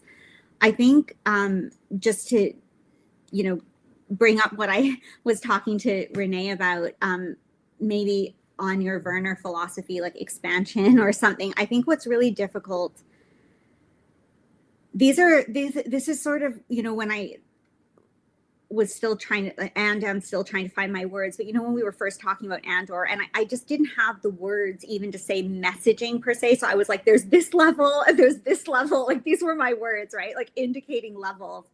And I think back on that, and I think, you know, this is the issue with, for those of us that are liberal art, and this is where I think as generally as artists, we need to start building these more public conversations and opening the space for people to interrogate artists, because there is a liberalism that has permeated so much of the art space, so much of the quote unquote revolutionary art space, that it does get reduced, you know, to aesthetics and individualism, like working on your own expression of something outside of being involved collectively, like your own representational ideas that often like, again, it's just aesthetic. Like, it doesn't restructure anything. It's just reforming a space. And I think that unfortunately, like, this is, you know, what is very visible to me with this film, because it's, you know, it's made more independently. So it, like, I mean, this director is, like, you know, I really do admire his photography, like his aesthetic and the quality of his technique. But it's those things that these are all the things that we're taught in film school, in this kind of like imperial, I guess, whatever you want to call it, style of filmmaking, mainstream first, second cinema style of filmmaking. So that's why I'm saying I can identify these things. I can identify like the choices of like, how do we position someone to be very, very vulnerable, or like what are, like, you know, just even the shots, the aesthetics of these shots, or what is the lens, what is the gaze, what is these things. So what I'm trying to say though is that there isn't, I think the challenge, and this is again what I'm trying to figure out and reflecting on, but I think that it's challenging because, first of all, even in artist spaces, like a lot of the stuff I've been talking about, I've had a lot of people from my own industry that have finally watched it and they're like, I never saw those things, because we work, you know, kind of following the rules, and we work as soldiers and stuff.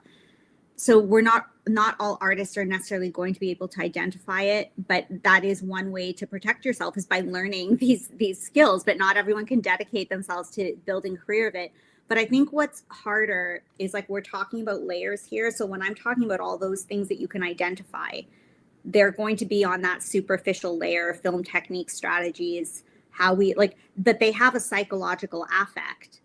And it's the psychological layer that is hard. I think, I don't know the solution to guard against it, but this is what I think is problem or scary or difficult, because the solution to guard it is essentially to dehumanize yourself, because what these things are doing is drawing on, like, this film used those techniques to make her very vulnerable, not necessarily for insidious reasons. It was just the director wanted people to feel like, really feel scared for Hind, really feel bad for Hind. Like, these were the objectives, right? It wasn't really so much about humanizing her, but in the sense of dignity, but it was about humanizing her in the sense of getting us to really care and feel protective of her, because by being protective of her and then feeling helpless that we can't save her, that is the emotional response that everybody was experiencing last week.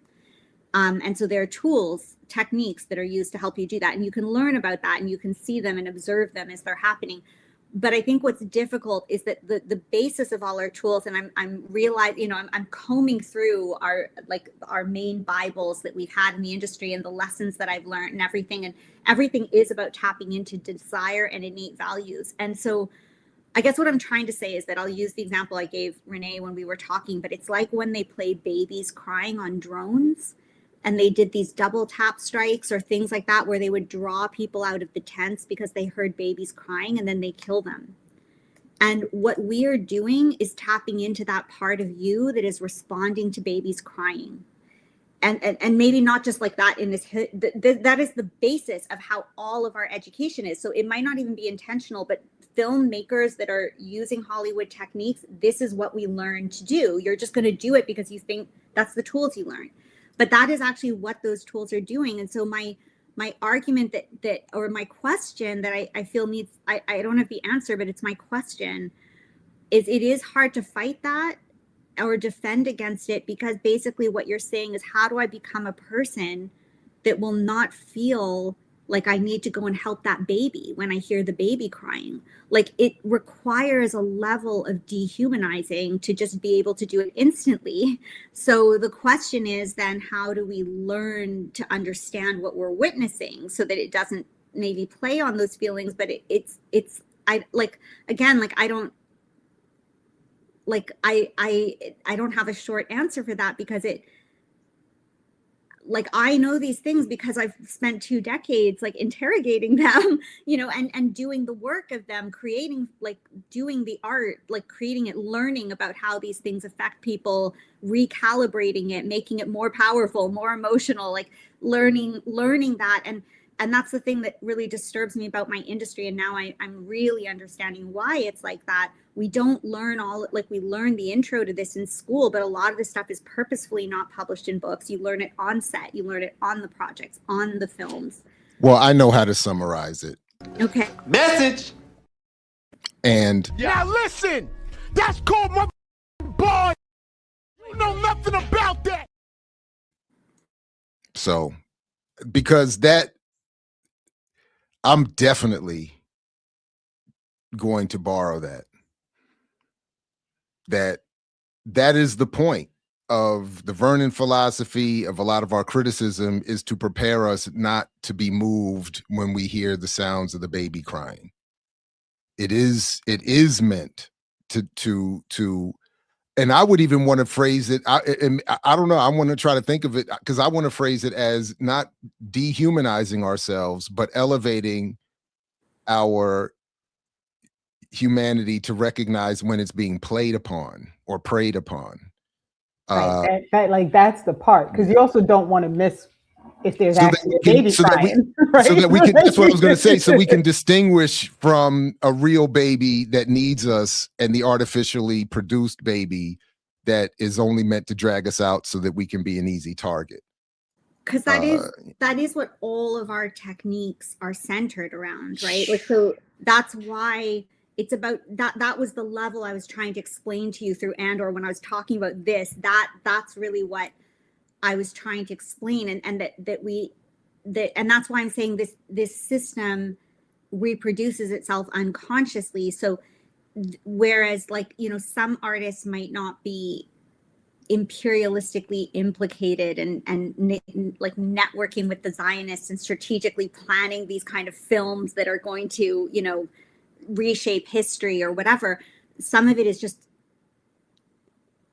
like just going along, you know, and with good intentions, but not being critical of what we're perpetuating. And so, yeah, but all of our techniques are centered on tapping into that. That was what I meant, you know, when we were talking about that the feeling comes before all else, that we sacrifice logic, that we sacrifice everything else, because if we can really tap into that, and that's the part that I'm like, how do you defend against that without, like, because we're human, like, that's the point. Right. So, without losing the very thing that you don't want to lose, right? Like, you don't want to become a person who is able to completely tune out a baby crying, right?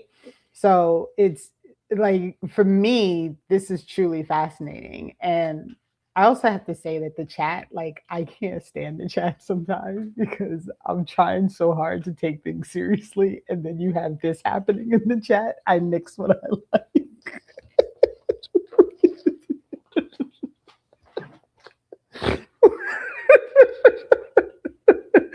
Perfect.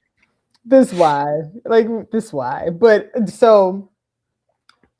But yeah, I agree. This is some Buddhist monk level awareness. Like, I don't even know if that's really the right way to put it, but I mean, but again, and I really appreciate this, because I'm literally writing notes down that as someone who has constantly been making the argument and trying to make the parallel between media communication and warfare and violence, this is what you're describing is the media equivalent to when snipers target people intentionally to wound them in order to draw out their comrades to get more kills. It's that very kind of tactic to invite people into the trap zone. And that's absolutely. And then, you know, it's messed up. It's messed up. We have where, although it is, again, the second largest city in Maryland, we do have a lot of foxes. And what I've come to understand is that foxes in heat and in delivery sound like babies, like human babies. You hear the cry, it sounds like a human child. It is a crazy sound.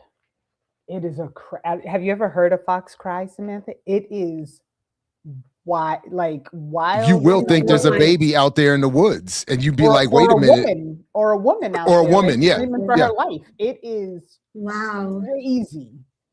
So So there's been a couple of nights, and then our dog goes nuts. So it like we're constantly we have a whole kind of problem over here. Like I'm never getting enough sleep. But but there are a couple of times you wake up in the middle of the night and you're like, oh my God. And you're like running, like I'm halfway down the steps outside. Like who's where? Who needs somebody is calling.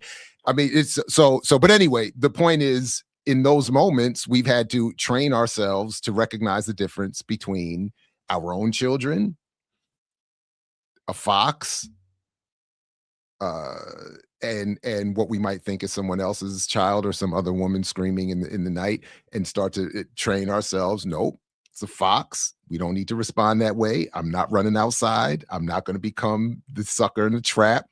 And when they roll out the chubby, balding, light-skinned dude with a beard who's mad about his career choices, I'm not going to go running out there saying they're telling my life story. It's the greatest movie ever. And so on and so on. So yeah. So I mean, I had myself muted. I was laughing a lot.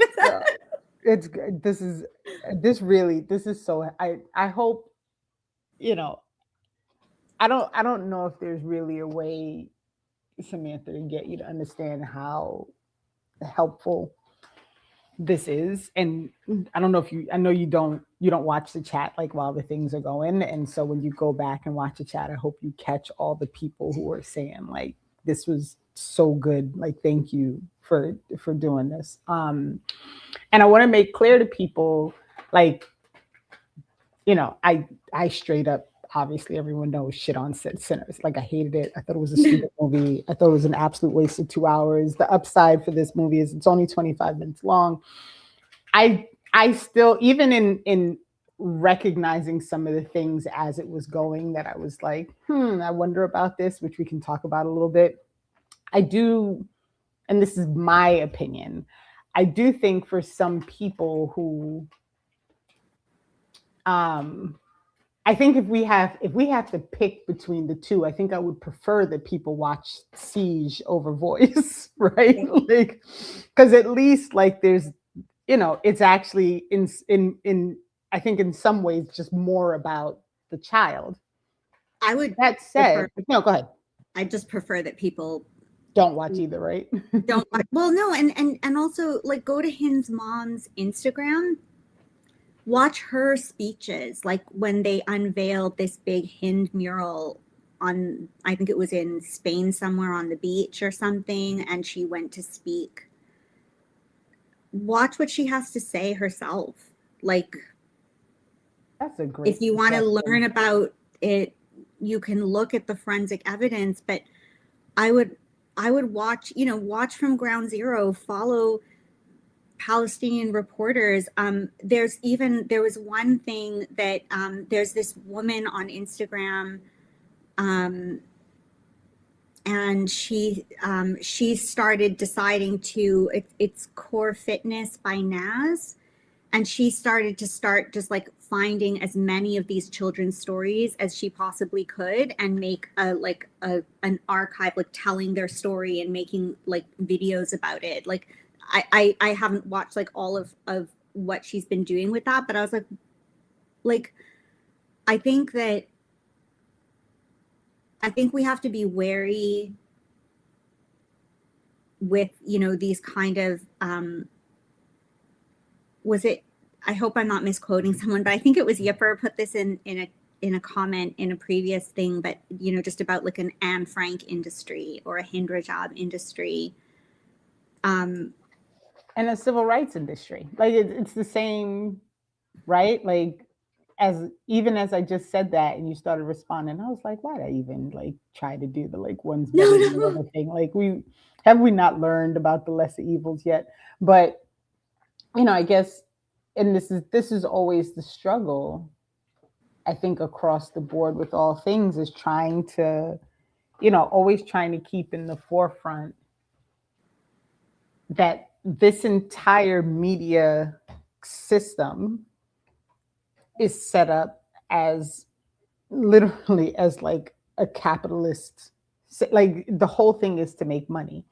And so, we should always be cautious. And I think, Jared, what you mentioned about considering like, where is the money coming from and going? Like maybe that's what you start really looking at versus like looking at just who's on the screen, right? Like taking the next step and saying like, well, where, like what is the focus of whatever profitability can come from this thing? Like where is that really going? Which speaks, Sam, to you saying like, who's the audience for this thing? Like who is the intended audience for this? And what is it that they're trying to portray to this intended audience that we need to be really investigating and really trying to make a determination about? I'll say quickly about the movie specifically. I had a note because of your conversation with Jared. I had a note about listening for them to say Israel, right? To actually like say it or put it out there in some means. And so it the flag and the armband and the tank and all these things. And so I was like, okay, so they put it out there, right? And then there was the scene with the face, and he's very, the prosthetics with the face, and then the thing with the vampire. It turned out it was like the Vampire Empire, something, whatever that troop was called. But I remember in the moment, and I think I asked him like, why make that decision about doing this like really grotesque looking instead of just a person? And his answer of, like, we were trying to imagine like how a child would envision somebody, which is probably like quasi reasonable as an answer, but also what it made me think at the time. And this is where I learned from Jared, because I didn't want to do too much pushing back. You're right. Like you're talking to somebody who's a filmmaker, who's Palestinian, who has done this thing, and you don't want to be the jerk who's like, well, I don't think that's right. Like you want to try and find a way to navigate it. But I in the moment, I remember thinking, I don't like the idea of making this person into a monster, because then it almost gives cover for the fact that these are people doing these, like they're not monsters, they're not vampires, they're not like, right? Like these are actually people who don't respect life, who don't respect, like they just don't, there's no consideration at all for Palestinians as people. And so when you do that step of creating this monster, it almost gives like only the monsters who wear the armbands do this type of stuff, when that's really not the case. So that was something that really, and I struggled with it because I was like, at the same time, like, I say ghouls all the time, and so it also fits, but at the, like there was a thing about it that really bothered me. And then I said, I think in like hindsight and thinking about it and really trying to remember whether or not during the movie they said Israel, right? Which I don't recall. If like, I just can't, I don't remember. I don't think so, but I could just be misremembering. But really thinking to myself, if you don't know what the Israeli flag looks like that could be anybody, right? Like that could be any army, it could be any military force, it really could be. And I don't want to presume. Like there was a whole thing on Instagram, some woman who like tore down a flag from Greece because all she saw was the blue and white, and she didn't recognize that it wasn't in Israel, right? And so this was, these were some of the things that I struggled with. So I felt a little better, like that I didn't 100, like that I had my own questions, right? And I think where I am always going to struggle, and this is like, I don't, you said this to me, and you said it a little earlier, like they're literally getting at that place in you that instinctively reacts to things. So how do you work on that? Is I am probably, as a mother, never going to see anything that involves harm to a child that doesn't hit me different. Right? Like I just don't know. Like I don't know if I'm even capable of it. Like I'm probably always gonna fall for the baby crying. like like I don't chasing foxes. right. You know what I mean? Like I don't know that they're like literally as I sit here, I'm like, is there ever going to be a situation in which I can stop and say, wait, is that really a baby? I don't know. I don't want to give myself that much credit, right? And so there's a lot there that really messes with you. And I think like these were some of the things that really stood out to me. The prosthetics also really stood out to me, like the gruesomeness of that part, right? Like I found myself cringing a lot, like, oh, why do we keep showing these bodies this way, right? With Netflix lighting aesthetics and right. Like it was a very like, I think again, this is where I think coming from a liberal place can really muddy up your politics a little bit, like as an art ever, because there's a very and I think this is where I heard someone say in a critique of talking about art for resistance and stuff, but it's not always sometimes we're also not clear in ourselves, like our minds are colonized too, and it can't just be what someone tells you, but what they show you. And these kind of things about saying we're doing a film about resistance, or we show that because she answers the call at the end, it's about resistance, or she's just doing her job and she has to pick up the phone, and answer the call. But what it means, I think that there's a navigating when we come from a liberal, a political space that's liberal, that we don't even see the contradiction sometimes in our own work. And I don't know. These are the questions that I would love to, that was one moment I felt myself. That was probably the only moment in the film, in the discussion with the filmmaker, that I felt the pull of Vernon, because my initial reaction was similar to, I think, what you're saying here. When we get the last scene and the woman picks up the phone, it's not I know it's meant to be seen as an act of continued resistance, but it's not. It's an act of continued response to the ongoing onslaught that nothing in this film is depicting is being challenged to an end. Yeah. And that's why I'm assuming my intuition was to say something about a John Elmer resistance reports perspective film, because that but I can also, going back to something you said earlier, I can also understand even unconsciously how it would work in the process of filmmakers' methodology to not do a film from that perspective. That you could, even before it gets to some conscious decision of, oh, we'll never get funding, it won't be welcomed in film festivals, I won't win any awards. Before you even get to that point, there is that unconscious self-censorship that might occur, that and likely does occur on some level, that is like, the form of discomfort that I want to help create is what Renee and I experienced watching it live, as opposed to the form of discomfort Jared would like to see more is a discomfort in an audience thinking,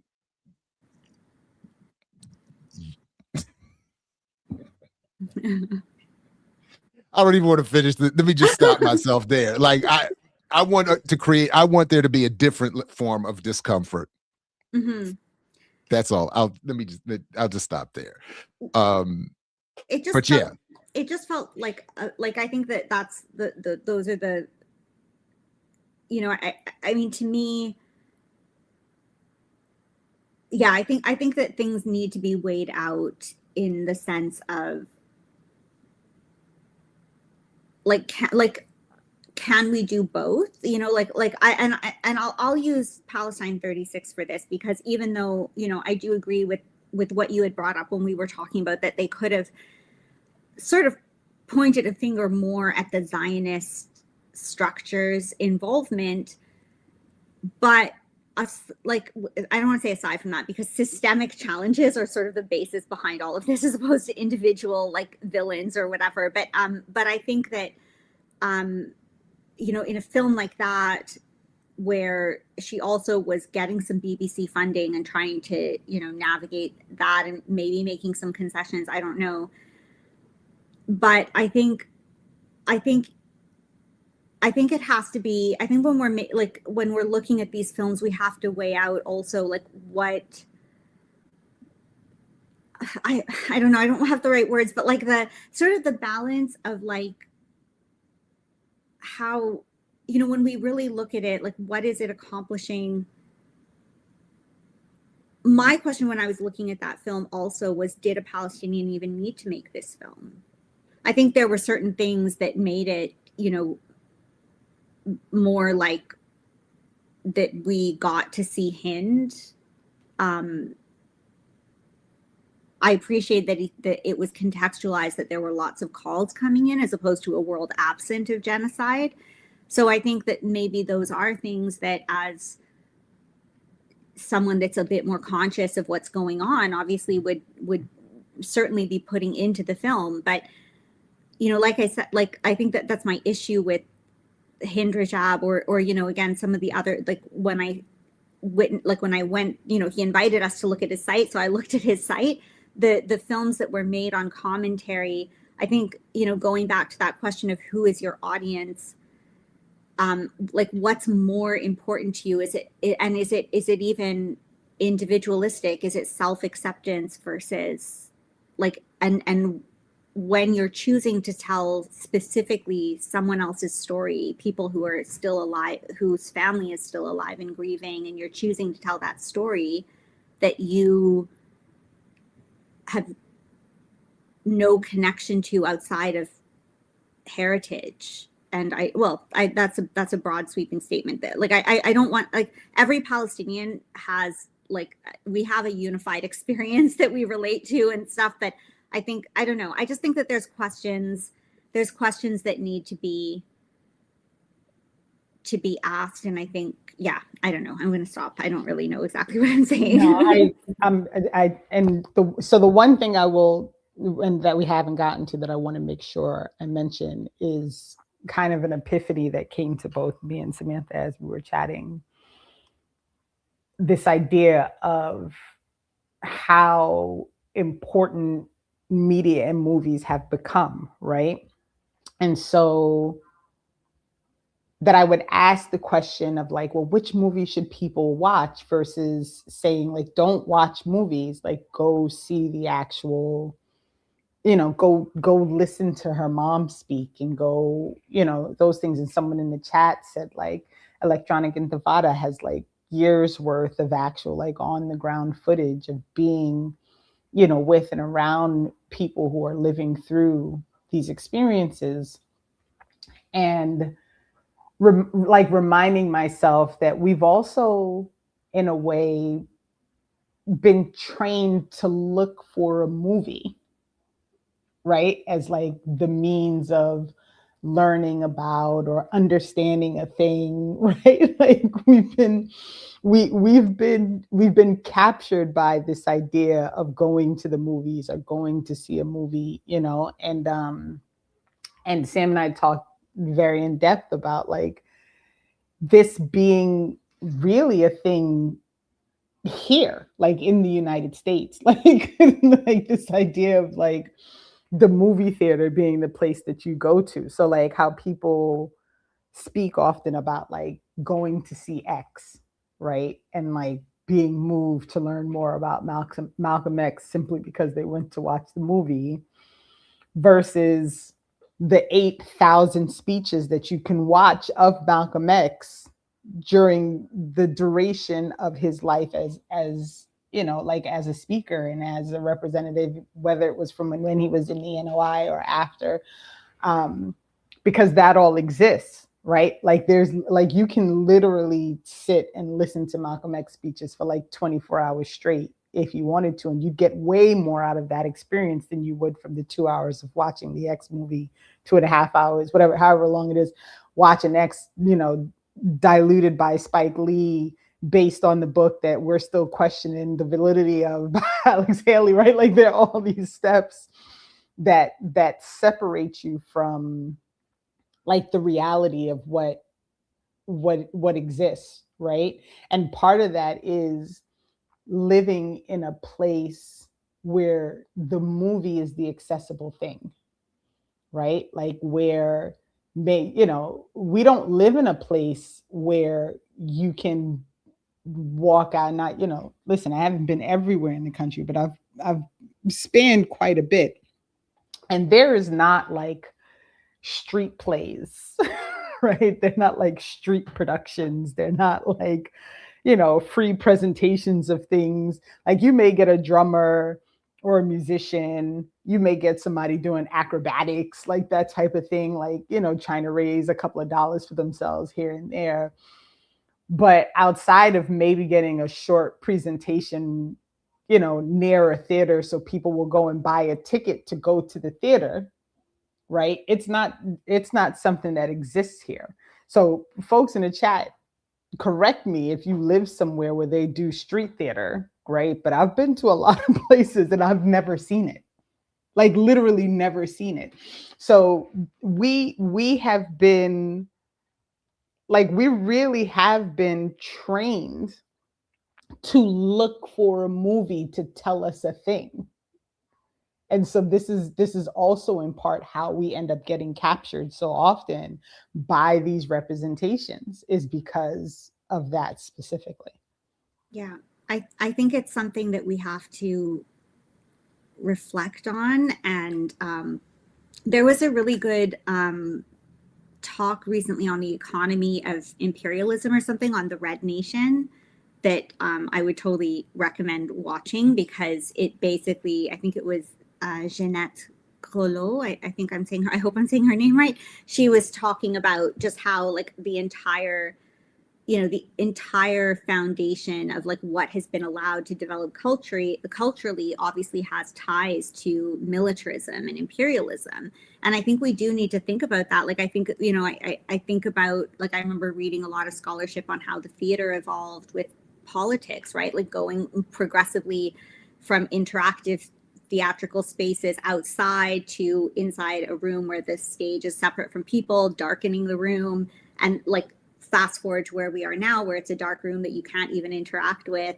And it's an ossified, I think that's the other thing, it's an ossified experience as well, a film, because culture and art can live and thrive and evolve in community, in spaces. Like if you're outside engaging in your community, like living on your streets and engaging in your community, then there would be something that's changing and evolving and thriving. And film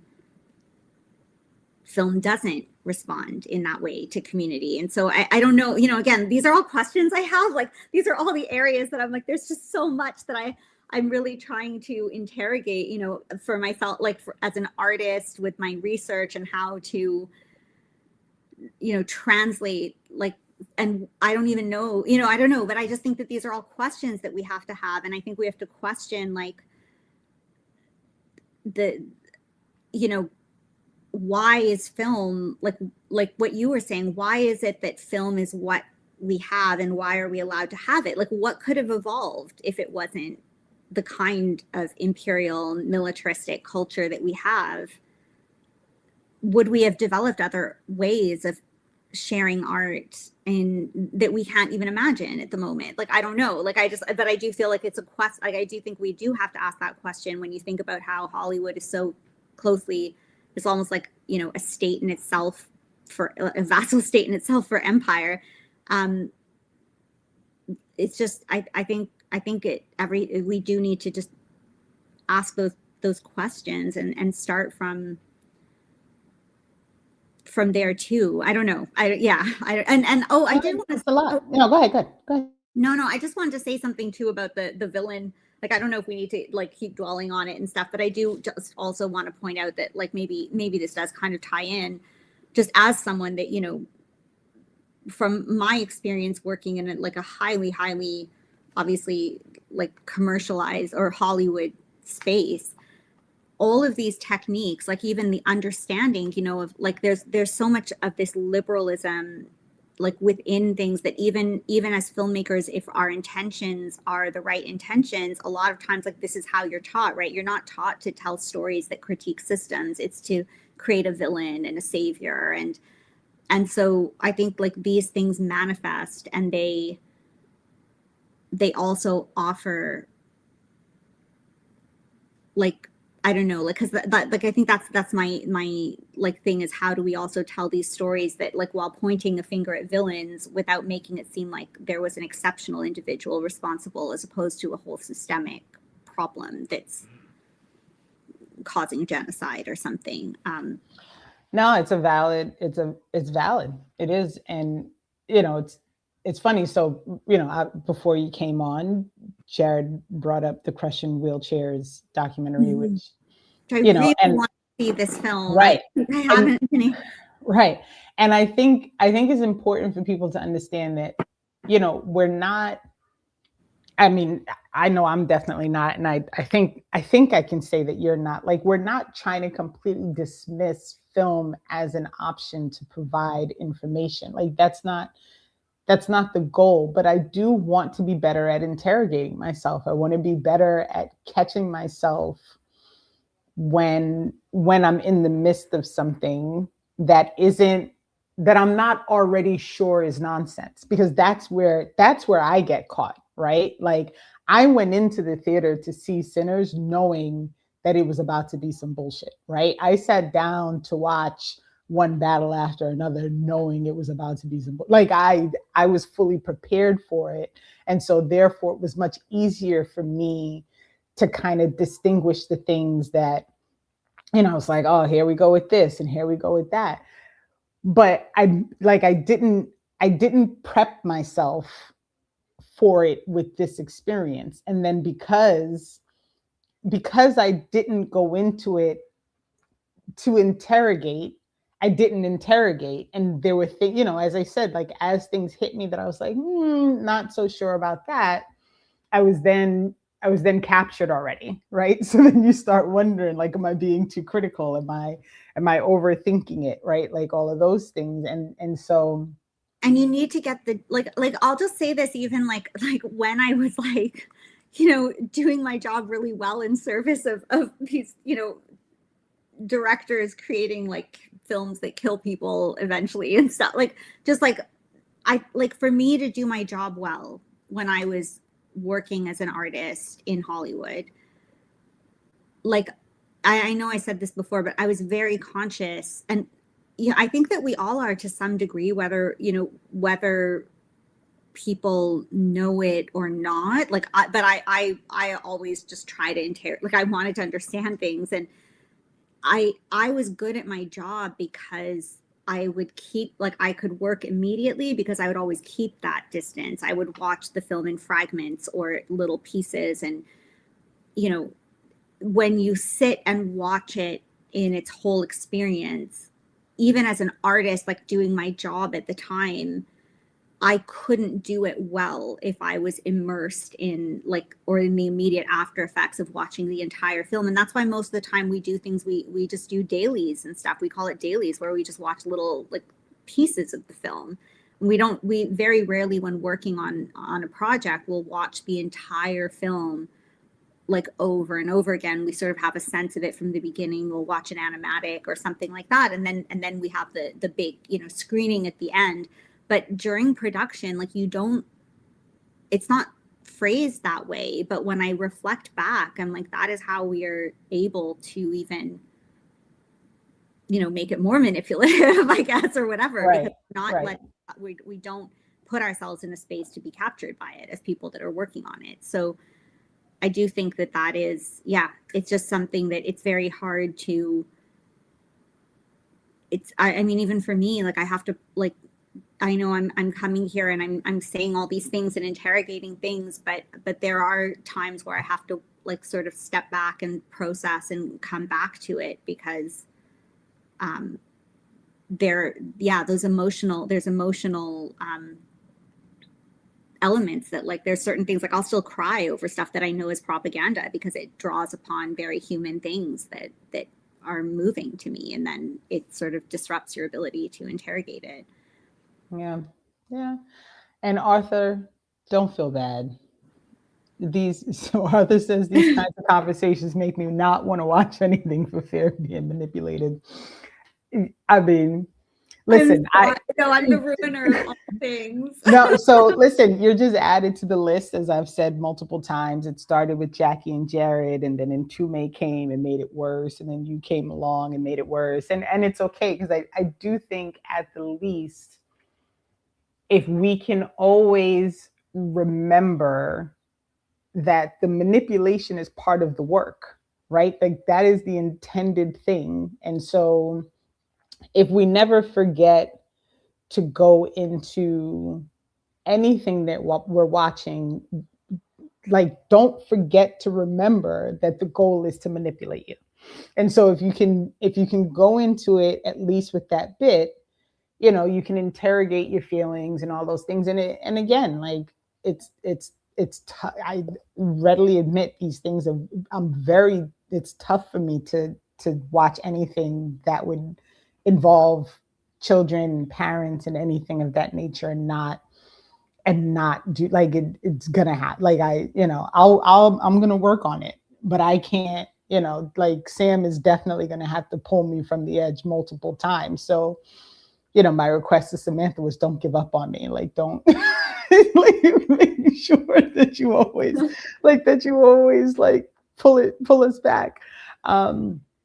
That said, I'm going to add one more level of manipulation, because, like, listen, we're going to do it because we can. And I'm going to remind people that Season of Liberation is going to screen in New Jersey. And, contrary to this is, again, it's a movie of interviews, right? So it's a collection of interviews and statements and direct conversations with people who were directly a part of that on the ground struggle, right? So, if you have Daruba in front of your camera, like, I feel like, you there's like, right? Like, you give a little leeway. But I do want to remind folks that because that is coming up, we're a week out from that screening happening in New Jersey. I'll drop the link in the chat again for folks. Reminder to everybody, Crushing Wheelchairs, which Jared mentioned at the beginning. Samantha, did we miss anything that you kind of had? I know you always have your list of notes. I mean, I'm still like my, like I was saying before, like I was so, and I still, and I apologize if this was all over the place, because this is sort of, I still haven't, I guess, congealed like all my thoughts on this properly. So I hope I was able to. I actually think I appreciate you still like thinking through it as you're, you know what I mean? Because it reminds me, like, if you, the Shaolin monk of like getting it together, it's like, if you're working through things, this stuff is going, like, I feel less like a boo-boo for not interrogating things, right? And so I don't know. I think that's where I feel intimidated, because I think I understanding, like I guess I just don't consider the artistic background that I have to be like, that's where my knowledge is. And I'm always in conversation with all of you that have so much knowledge about organizing and imperialism and capitalism and Marxism. And I am still learning, believe you me. And there are times where I'm like, oh, how did I not know that? And this is all part of it, right? This is why we're here. And this is why you will continue to be asked to join. So I appreciate you. Jared had to go. We went a little long and he was like, oh, I got to go. So folks, in lieu of Jared being here, I will say peace only if you're willing to fight for it. Thank you for joining us. Please remember to share and like and send this out in your socials. Share this conversation with another person. I thank you sincerely, Samantha, for taking the time to educate me and then being in agreement to come out and participate in this conversation to educate others, because if we don't keep working through breaking this propaganda, we're never going to break it. So thank you for that. And we're going to see if I can push buttons. I don't know why Jared be doing this to you, but we will say again, peace only if you're willing to fight for it. And we will see you next. Black Liberation Media is a collective of Black and African organizers, journalists, academics, and media personalities serving Black and African masses seeking to further grow in their understanding of themselves, their histories, and the African world through entertainment and news.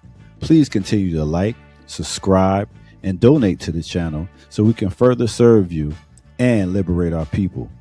You can also go to blkliberationmedia.org, get some merchandise, and also become a Patreon member and a member from the YouTube. Please do what you can, share, and show your love as we will show ours for you. Black Liberation Media.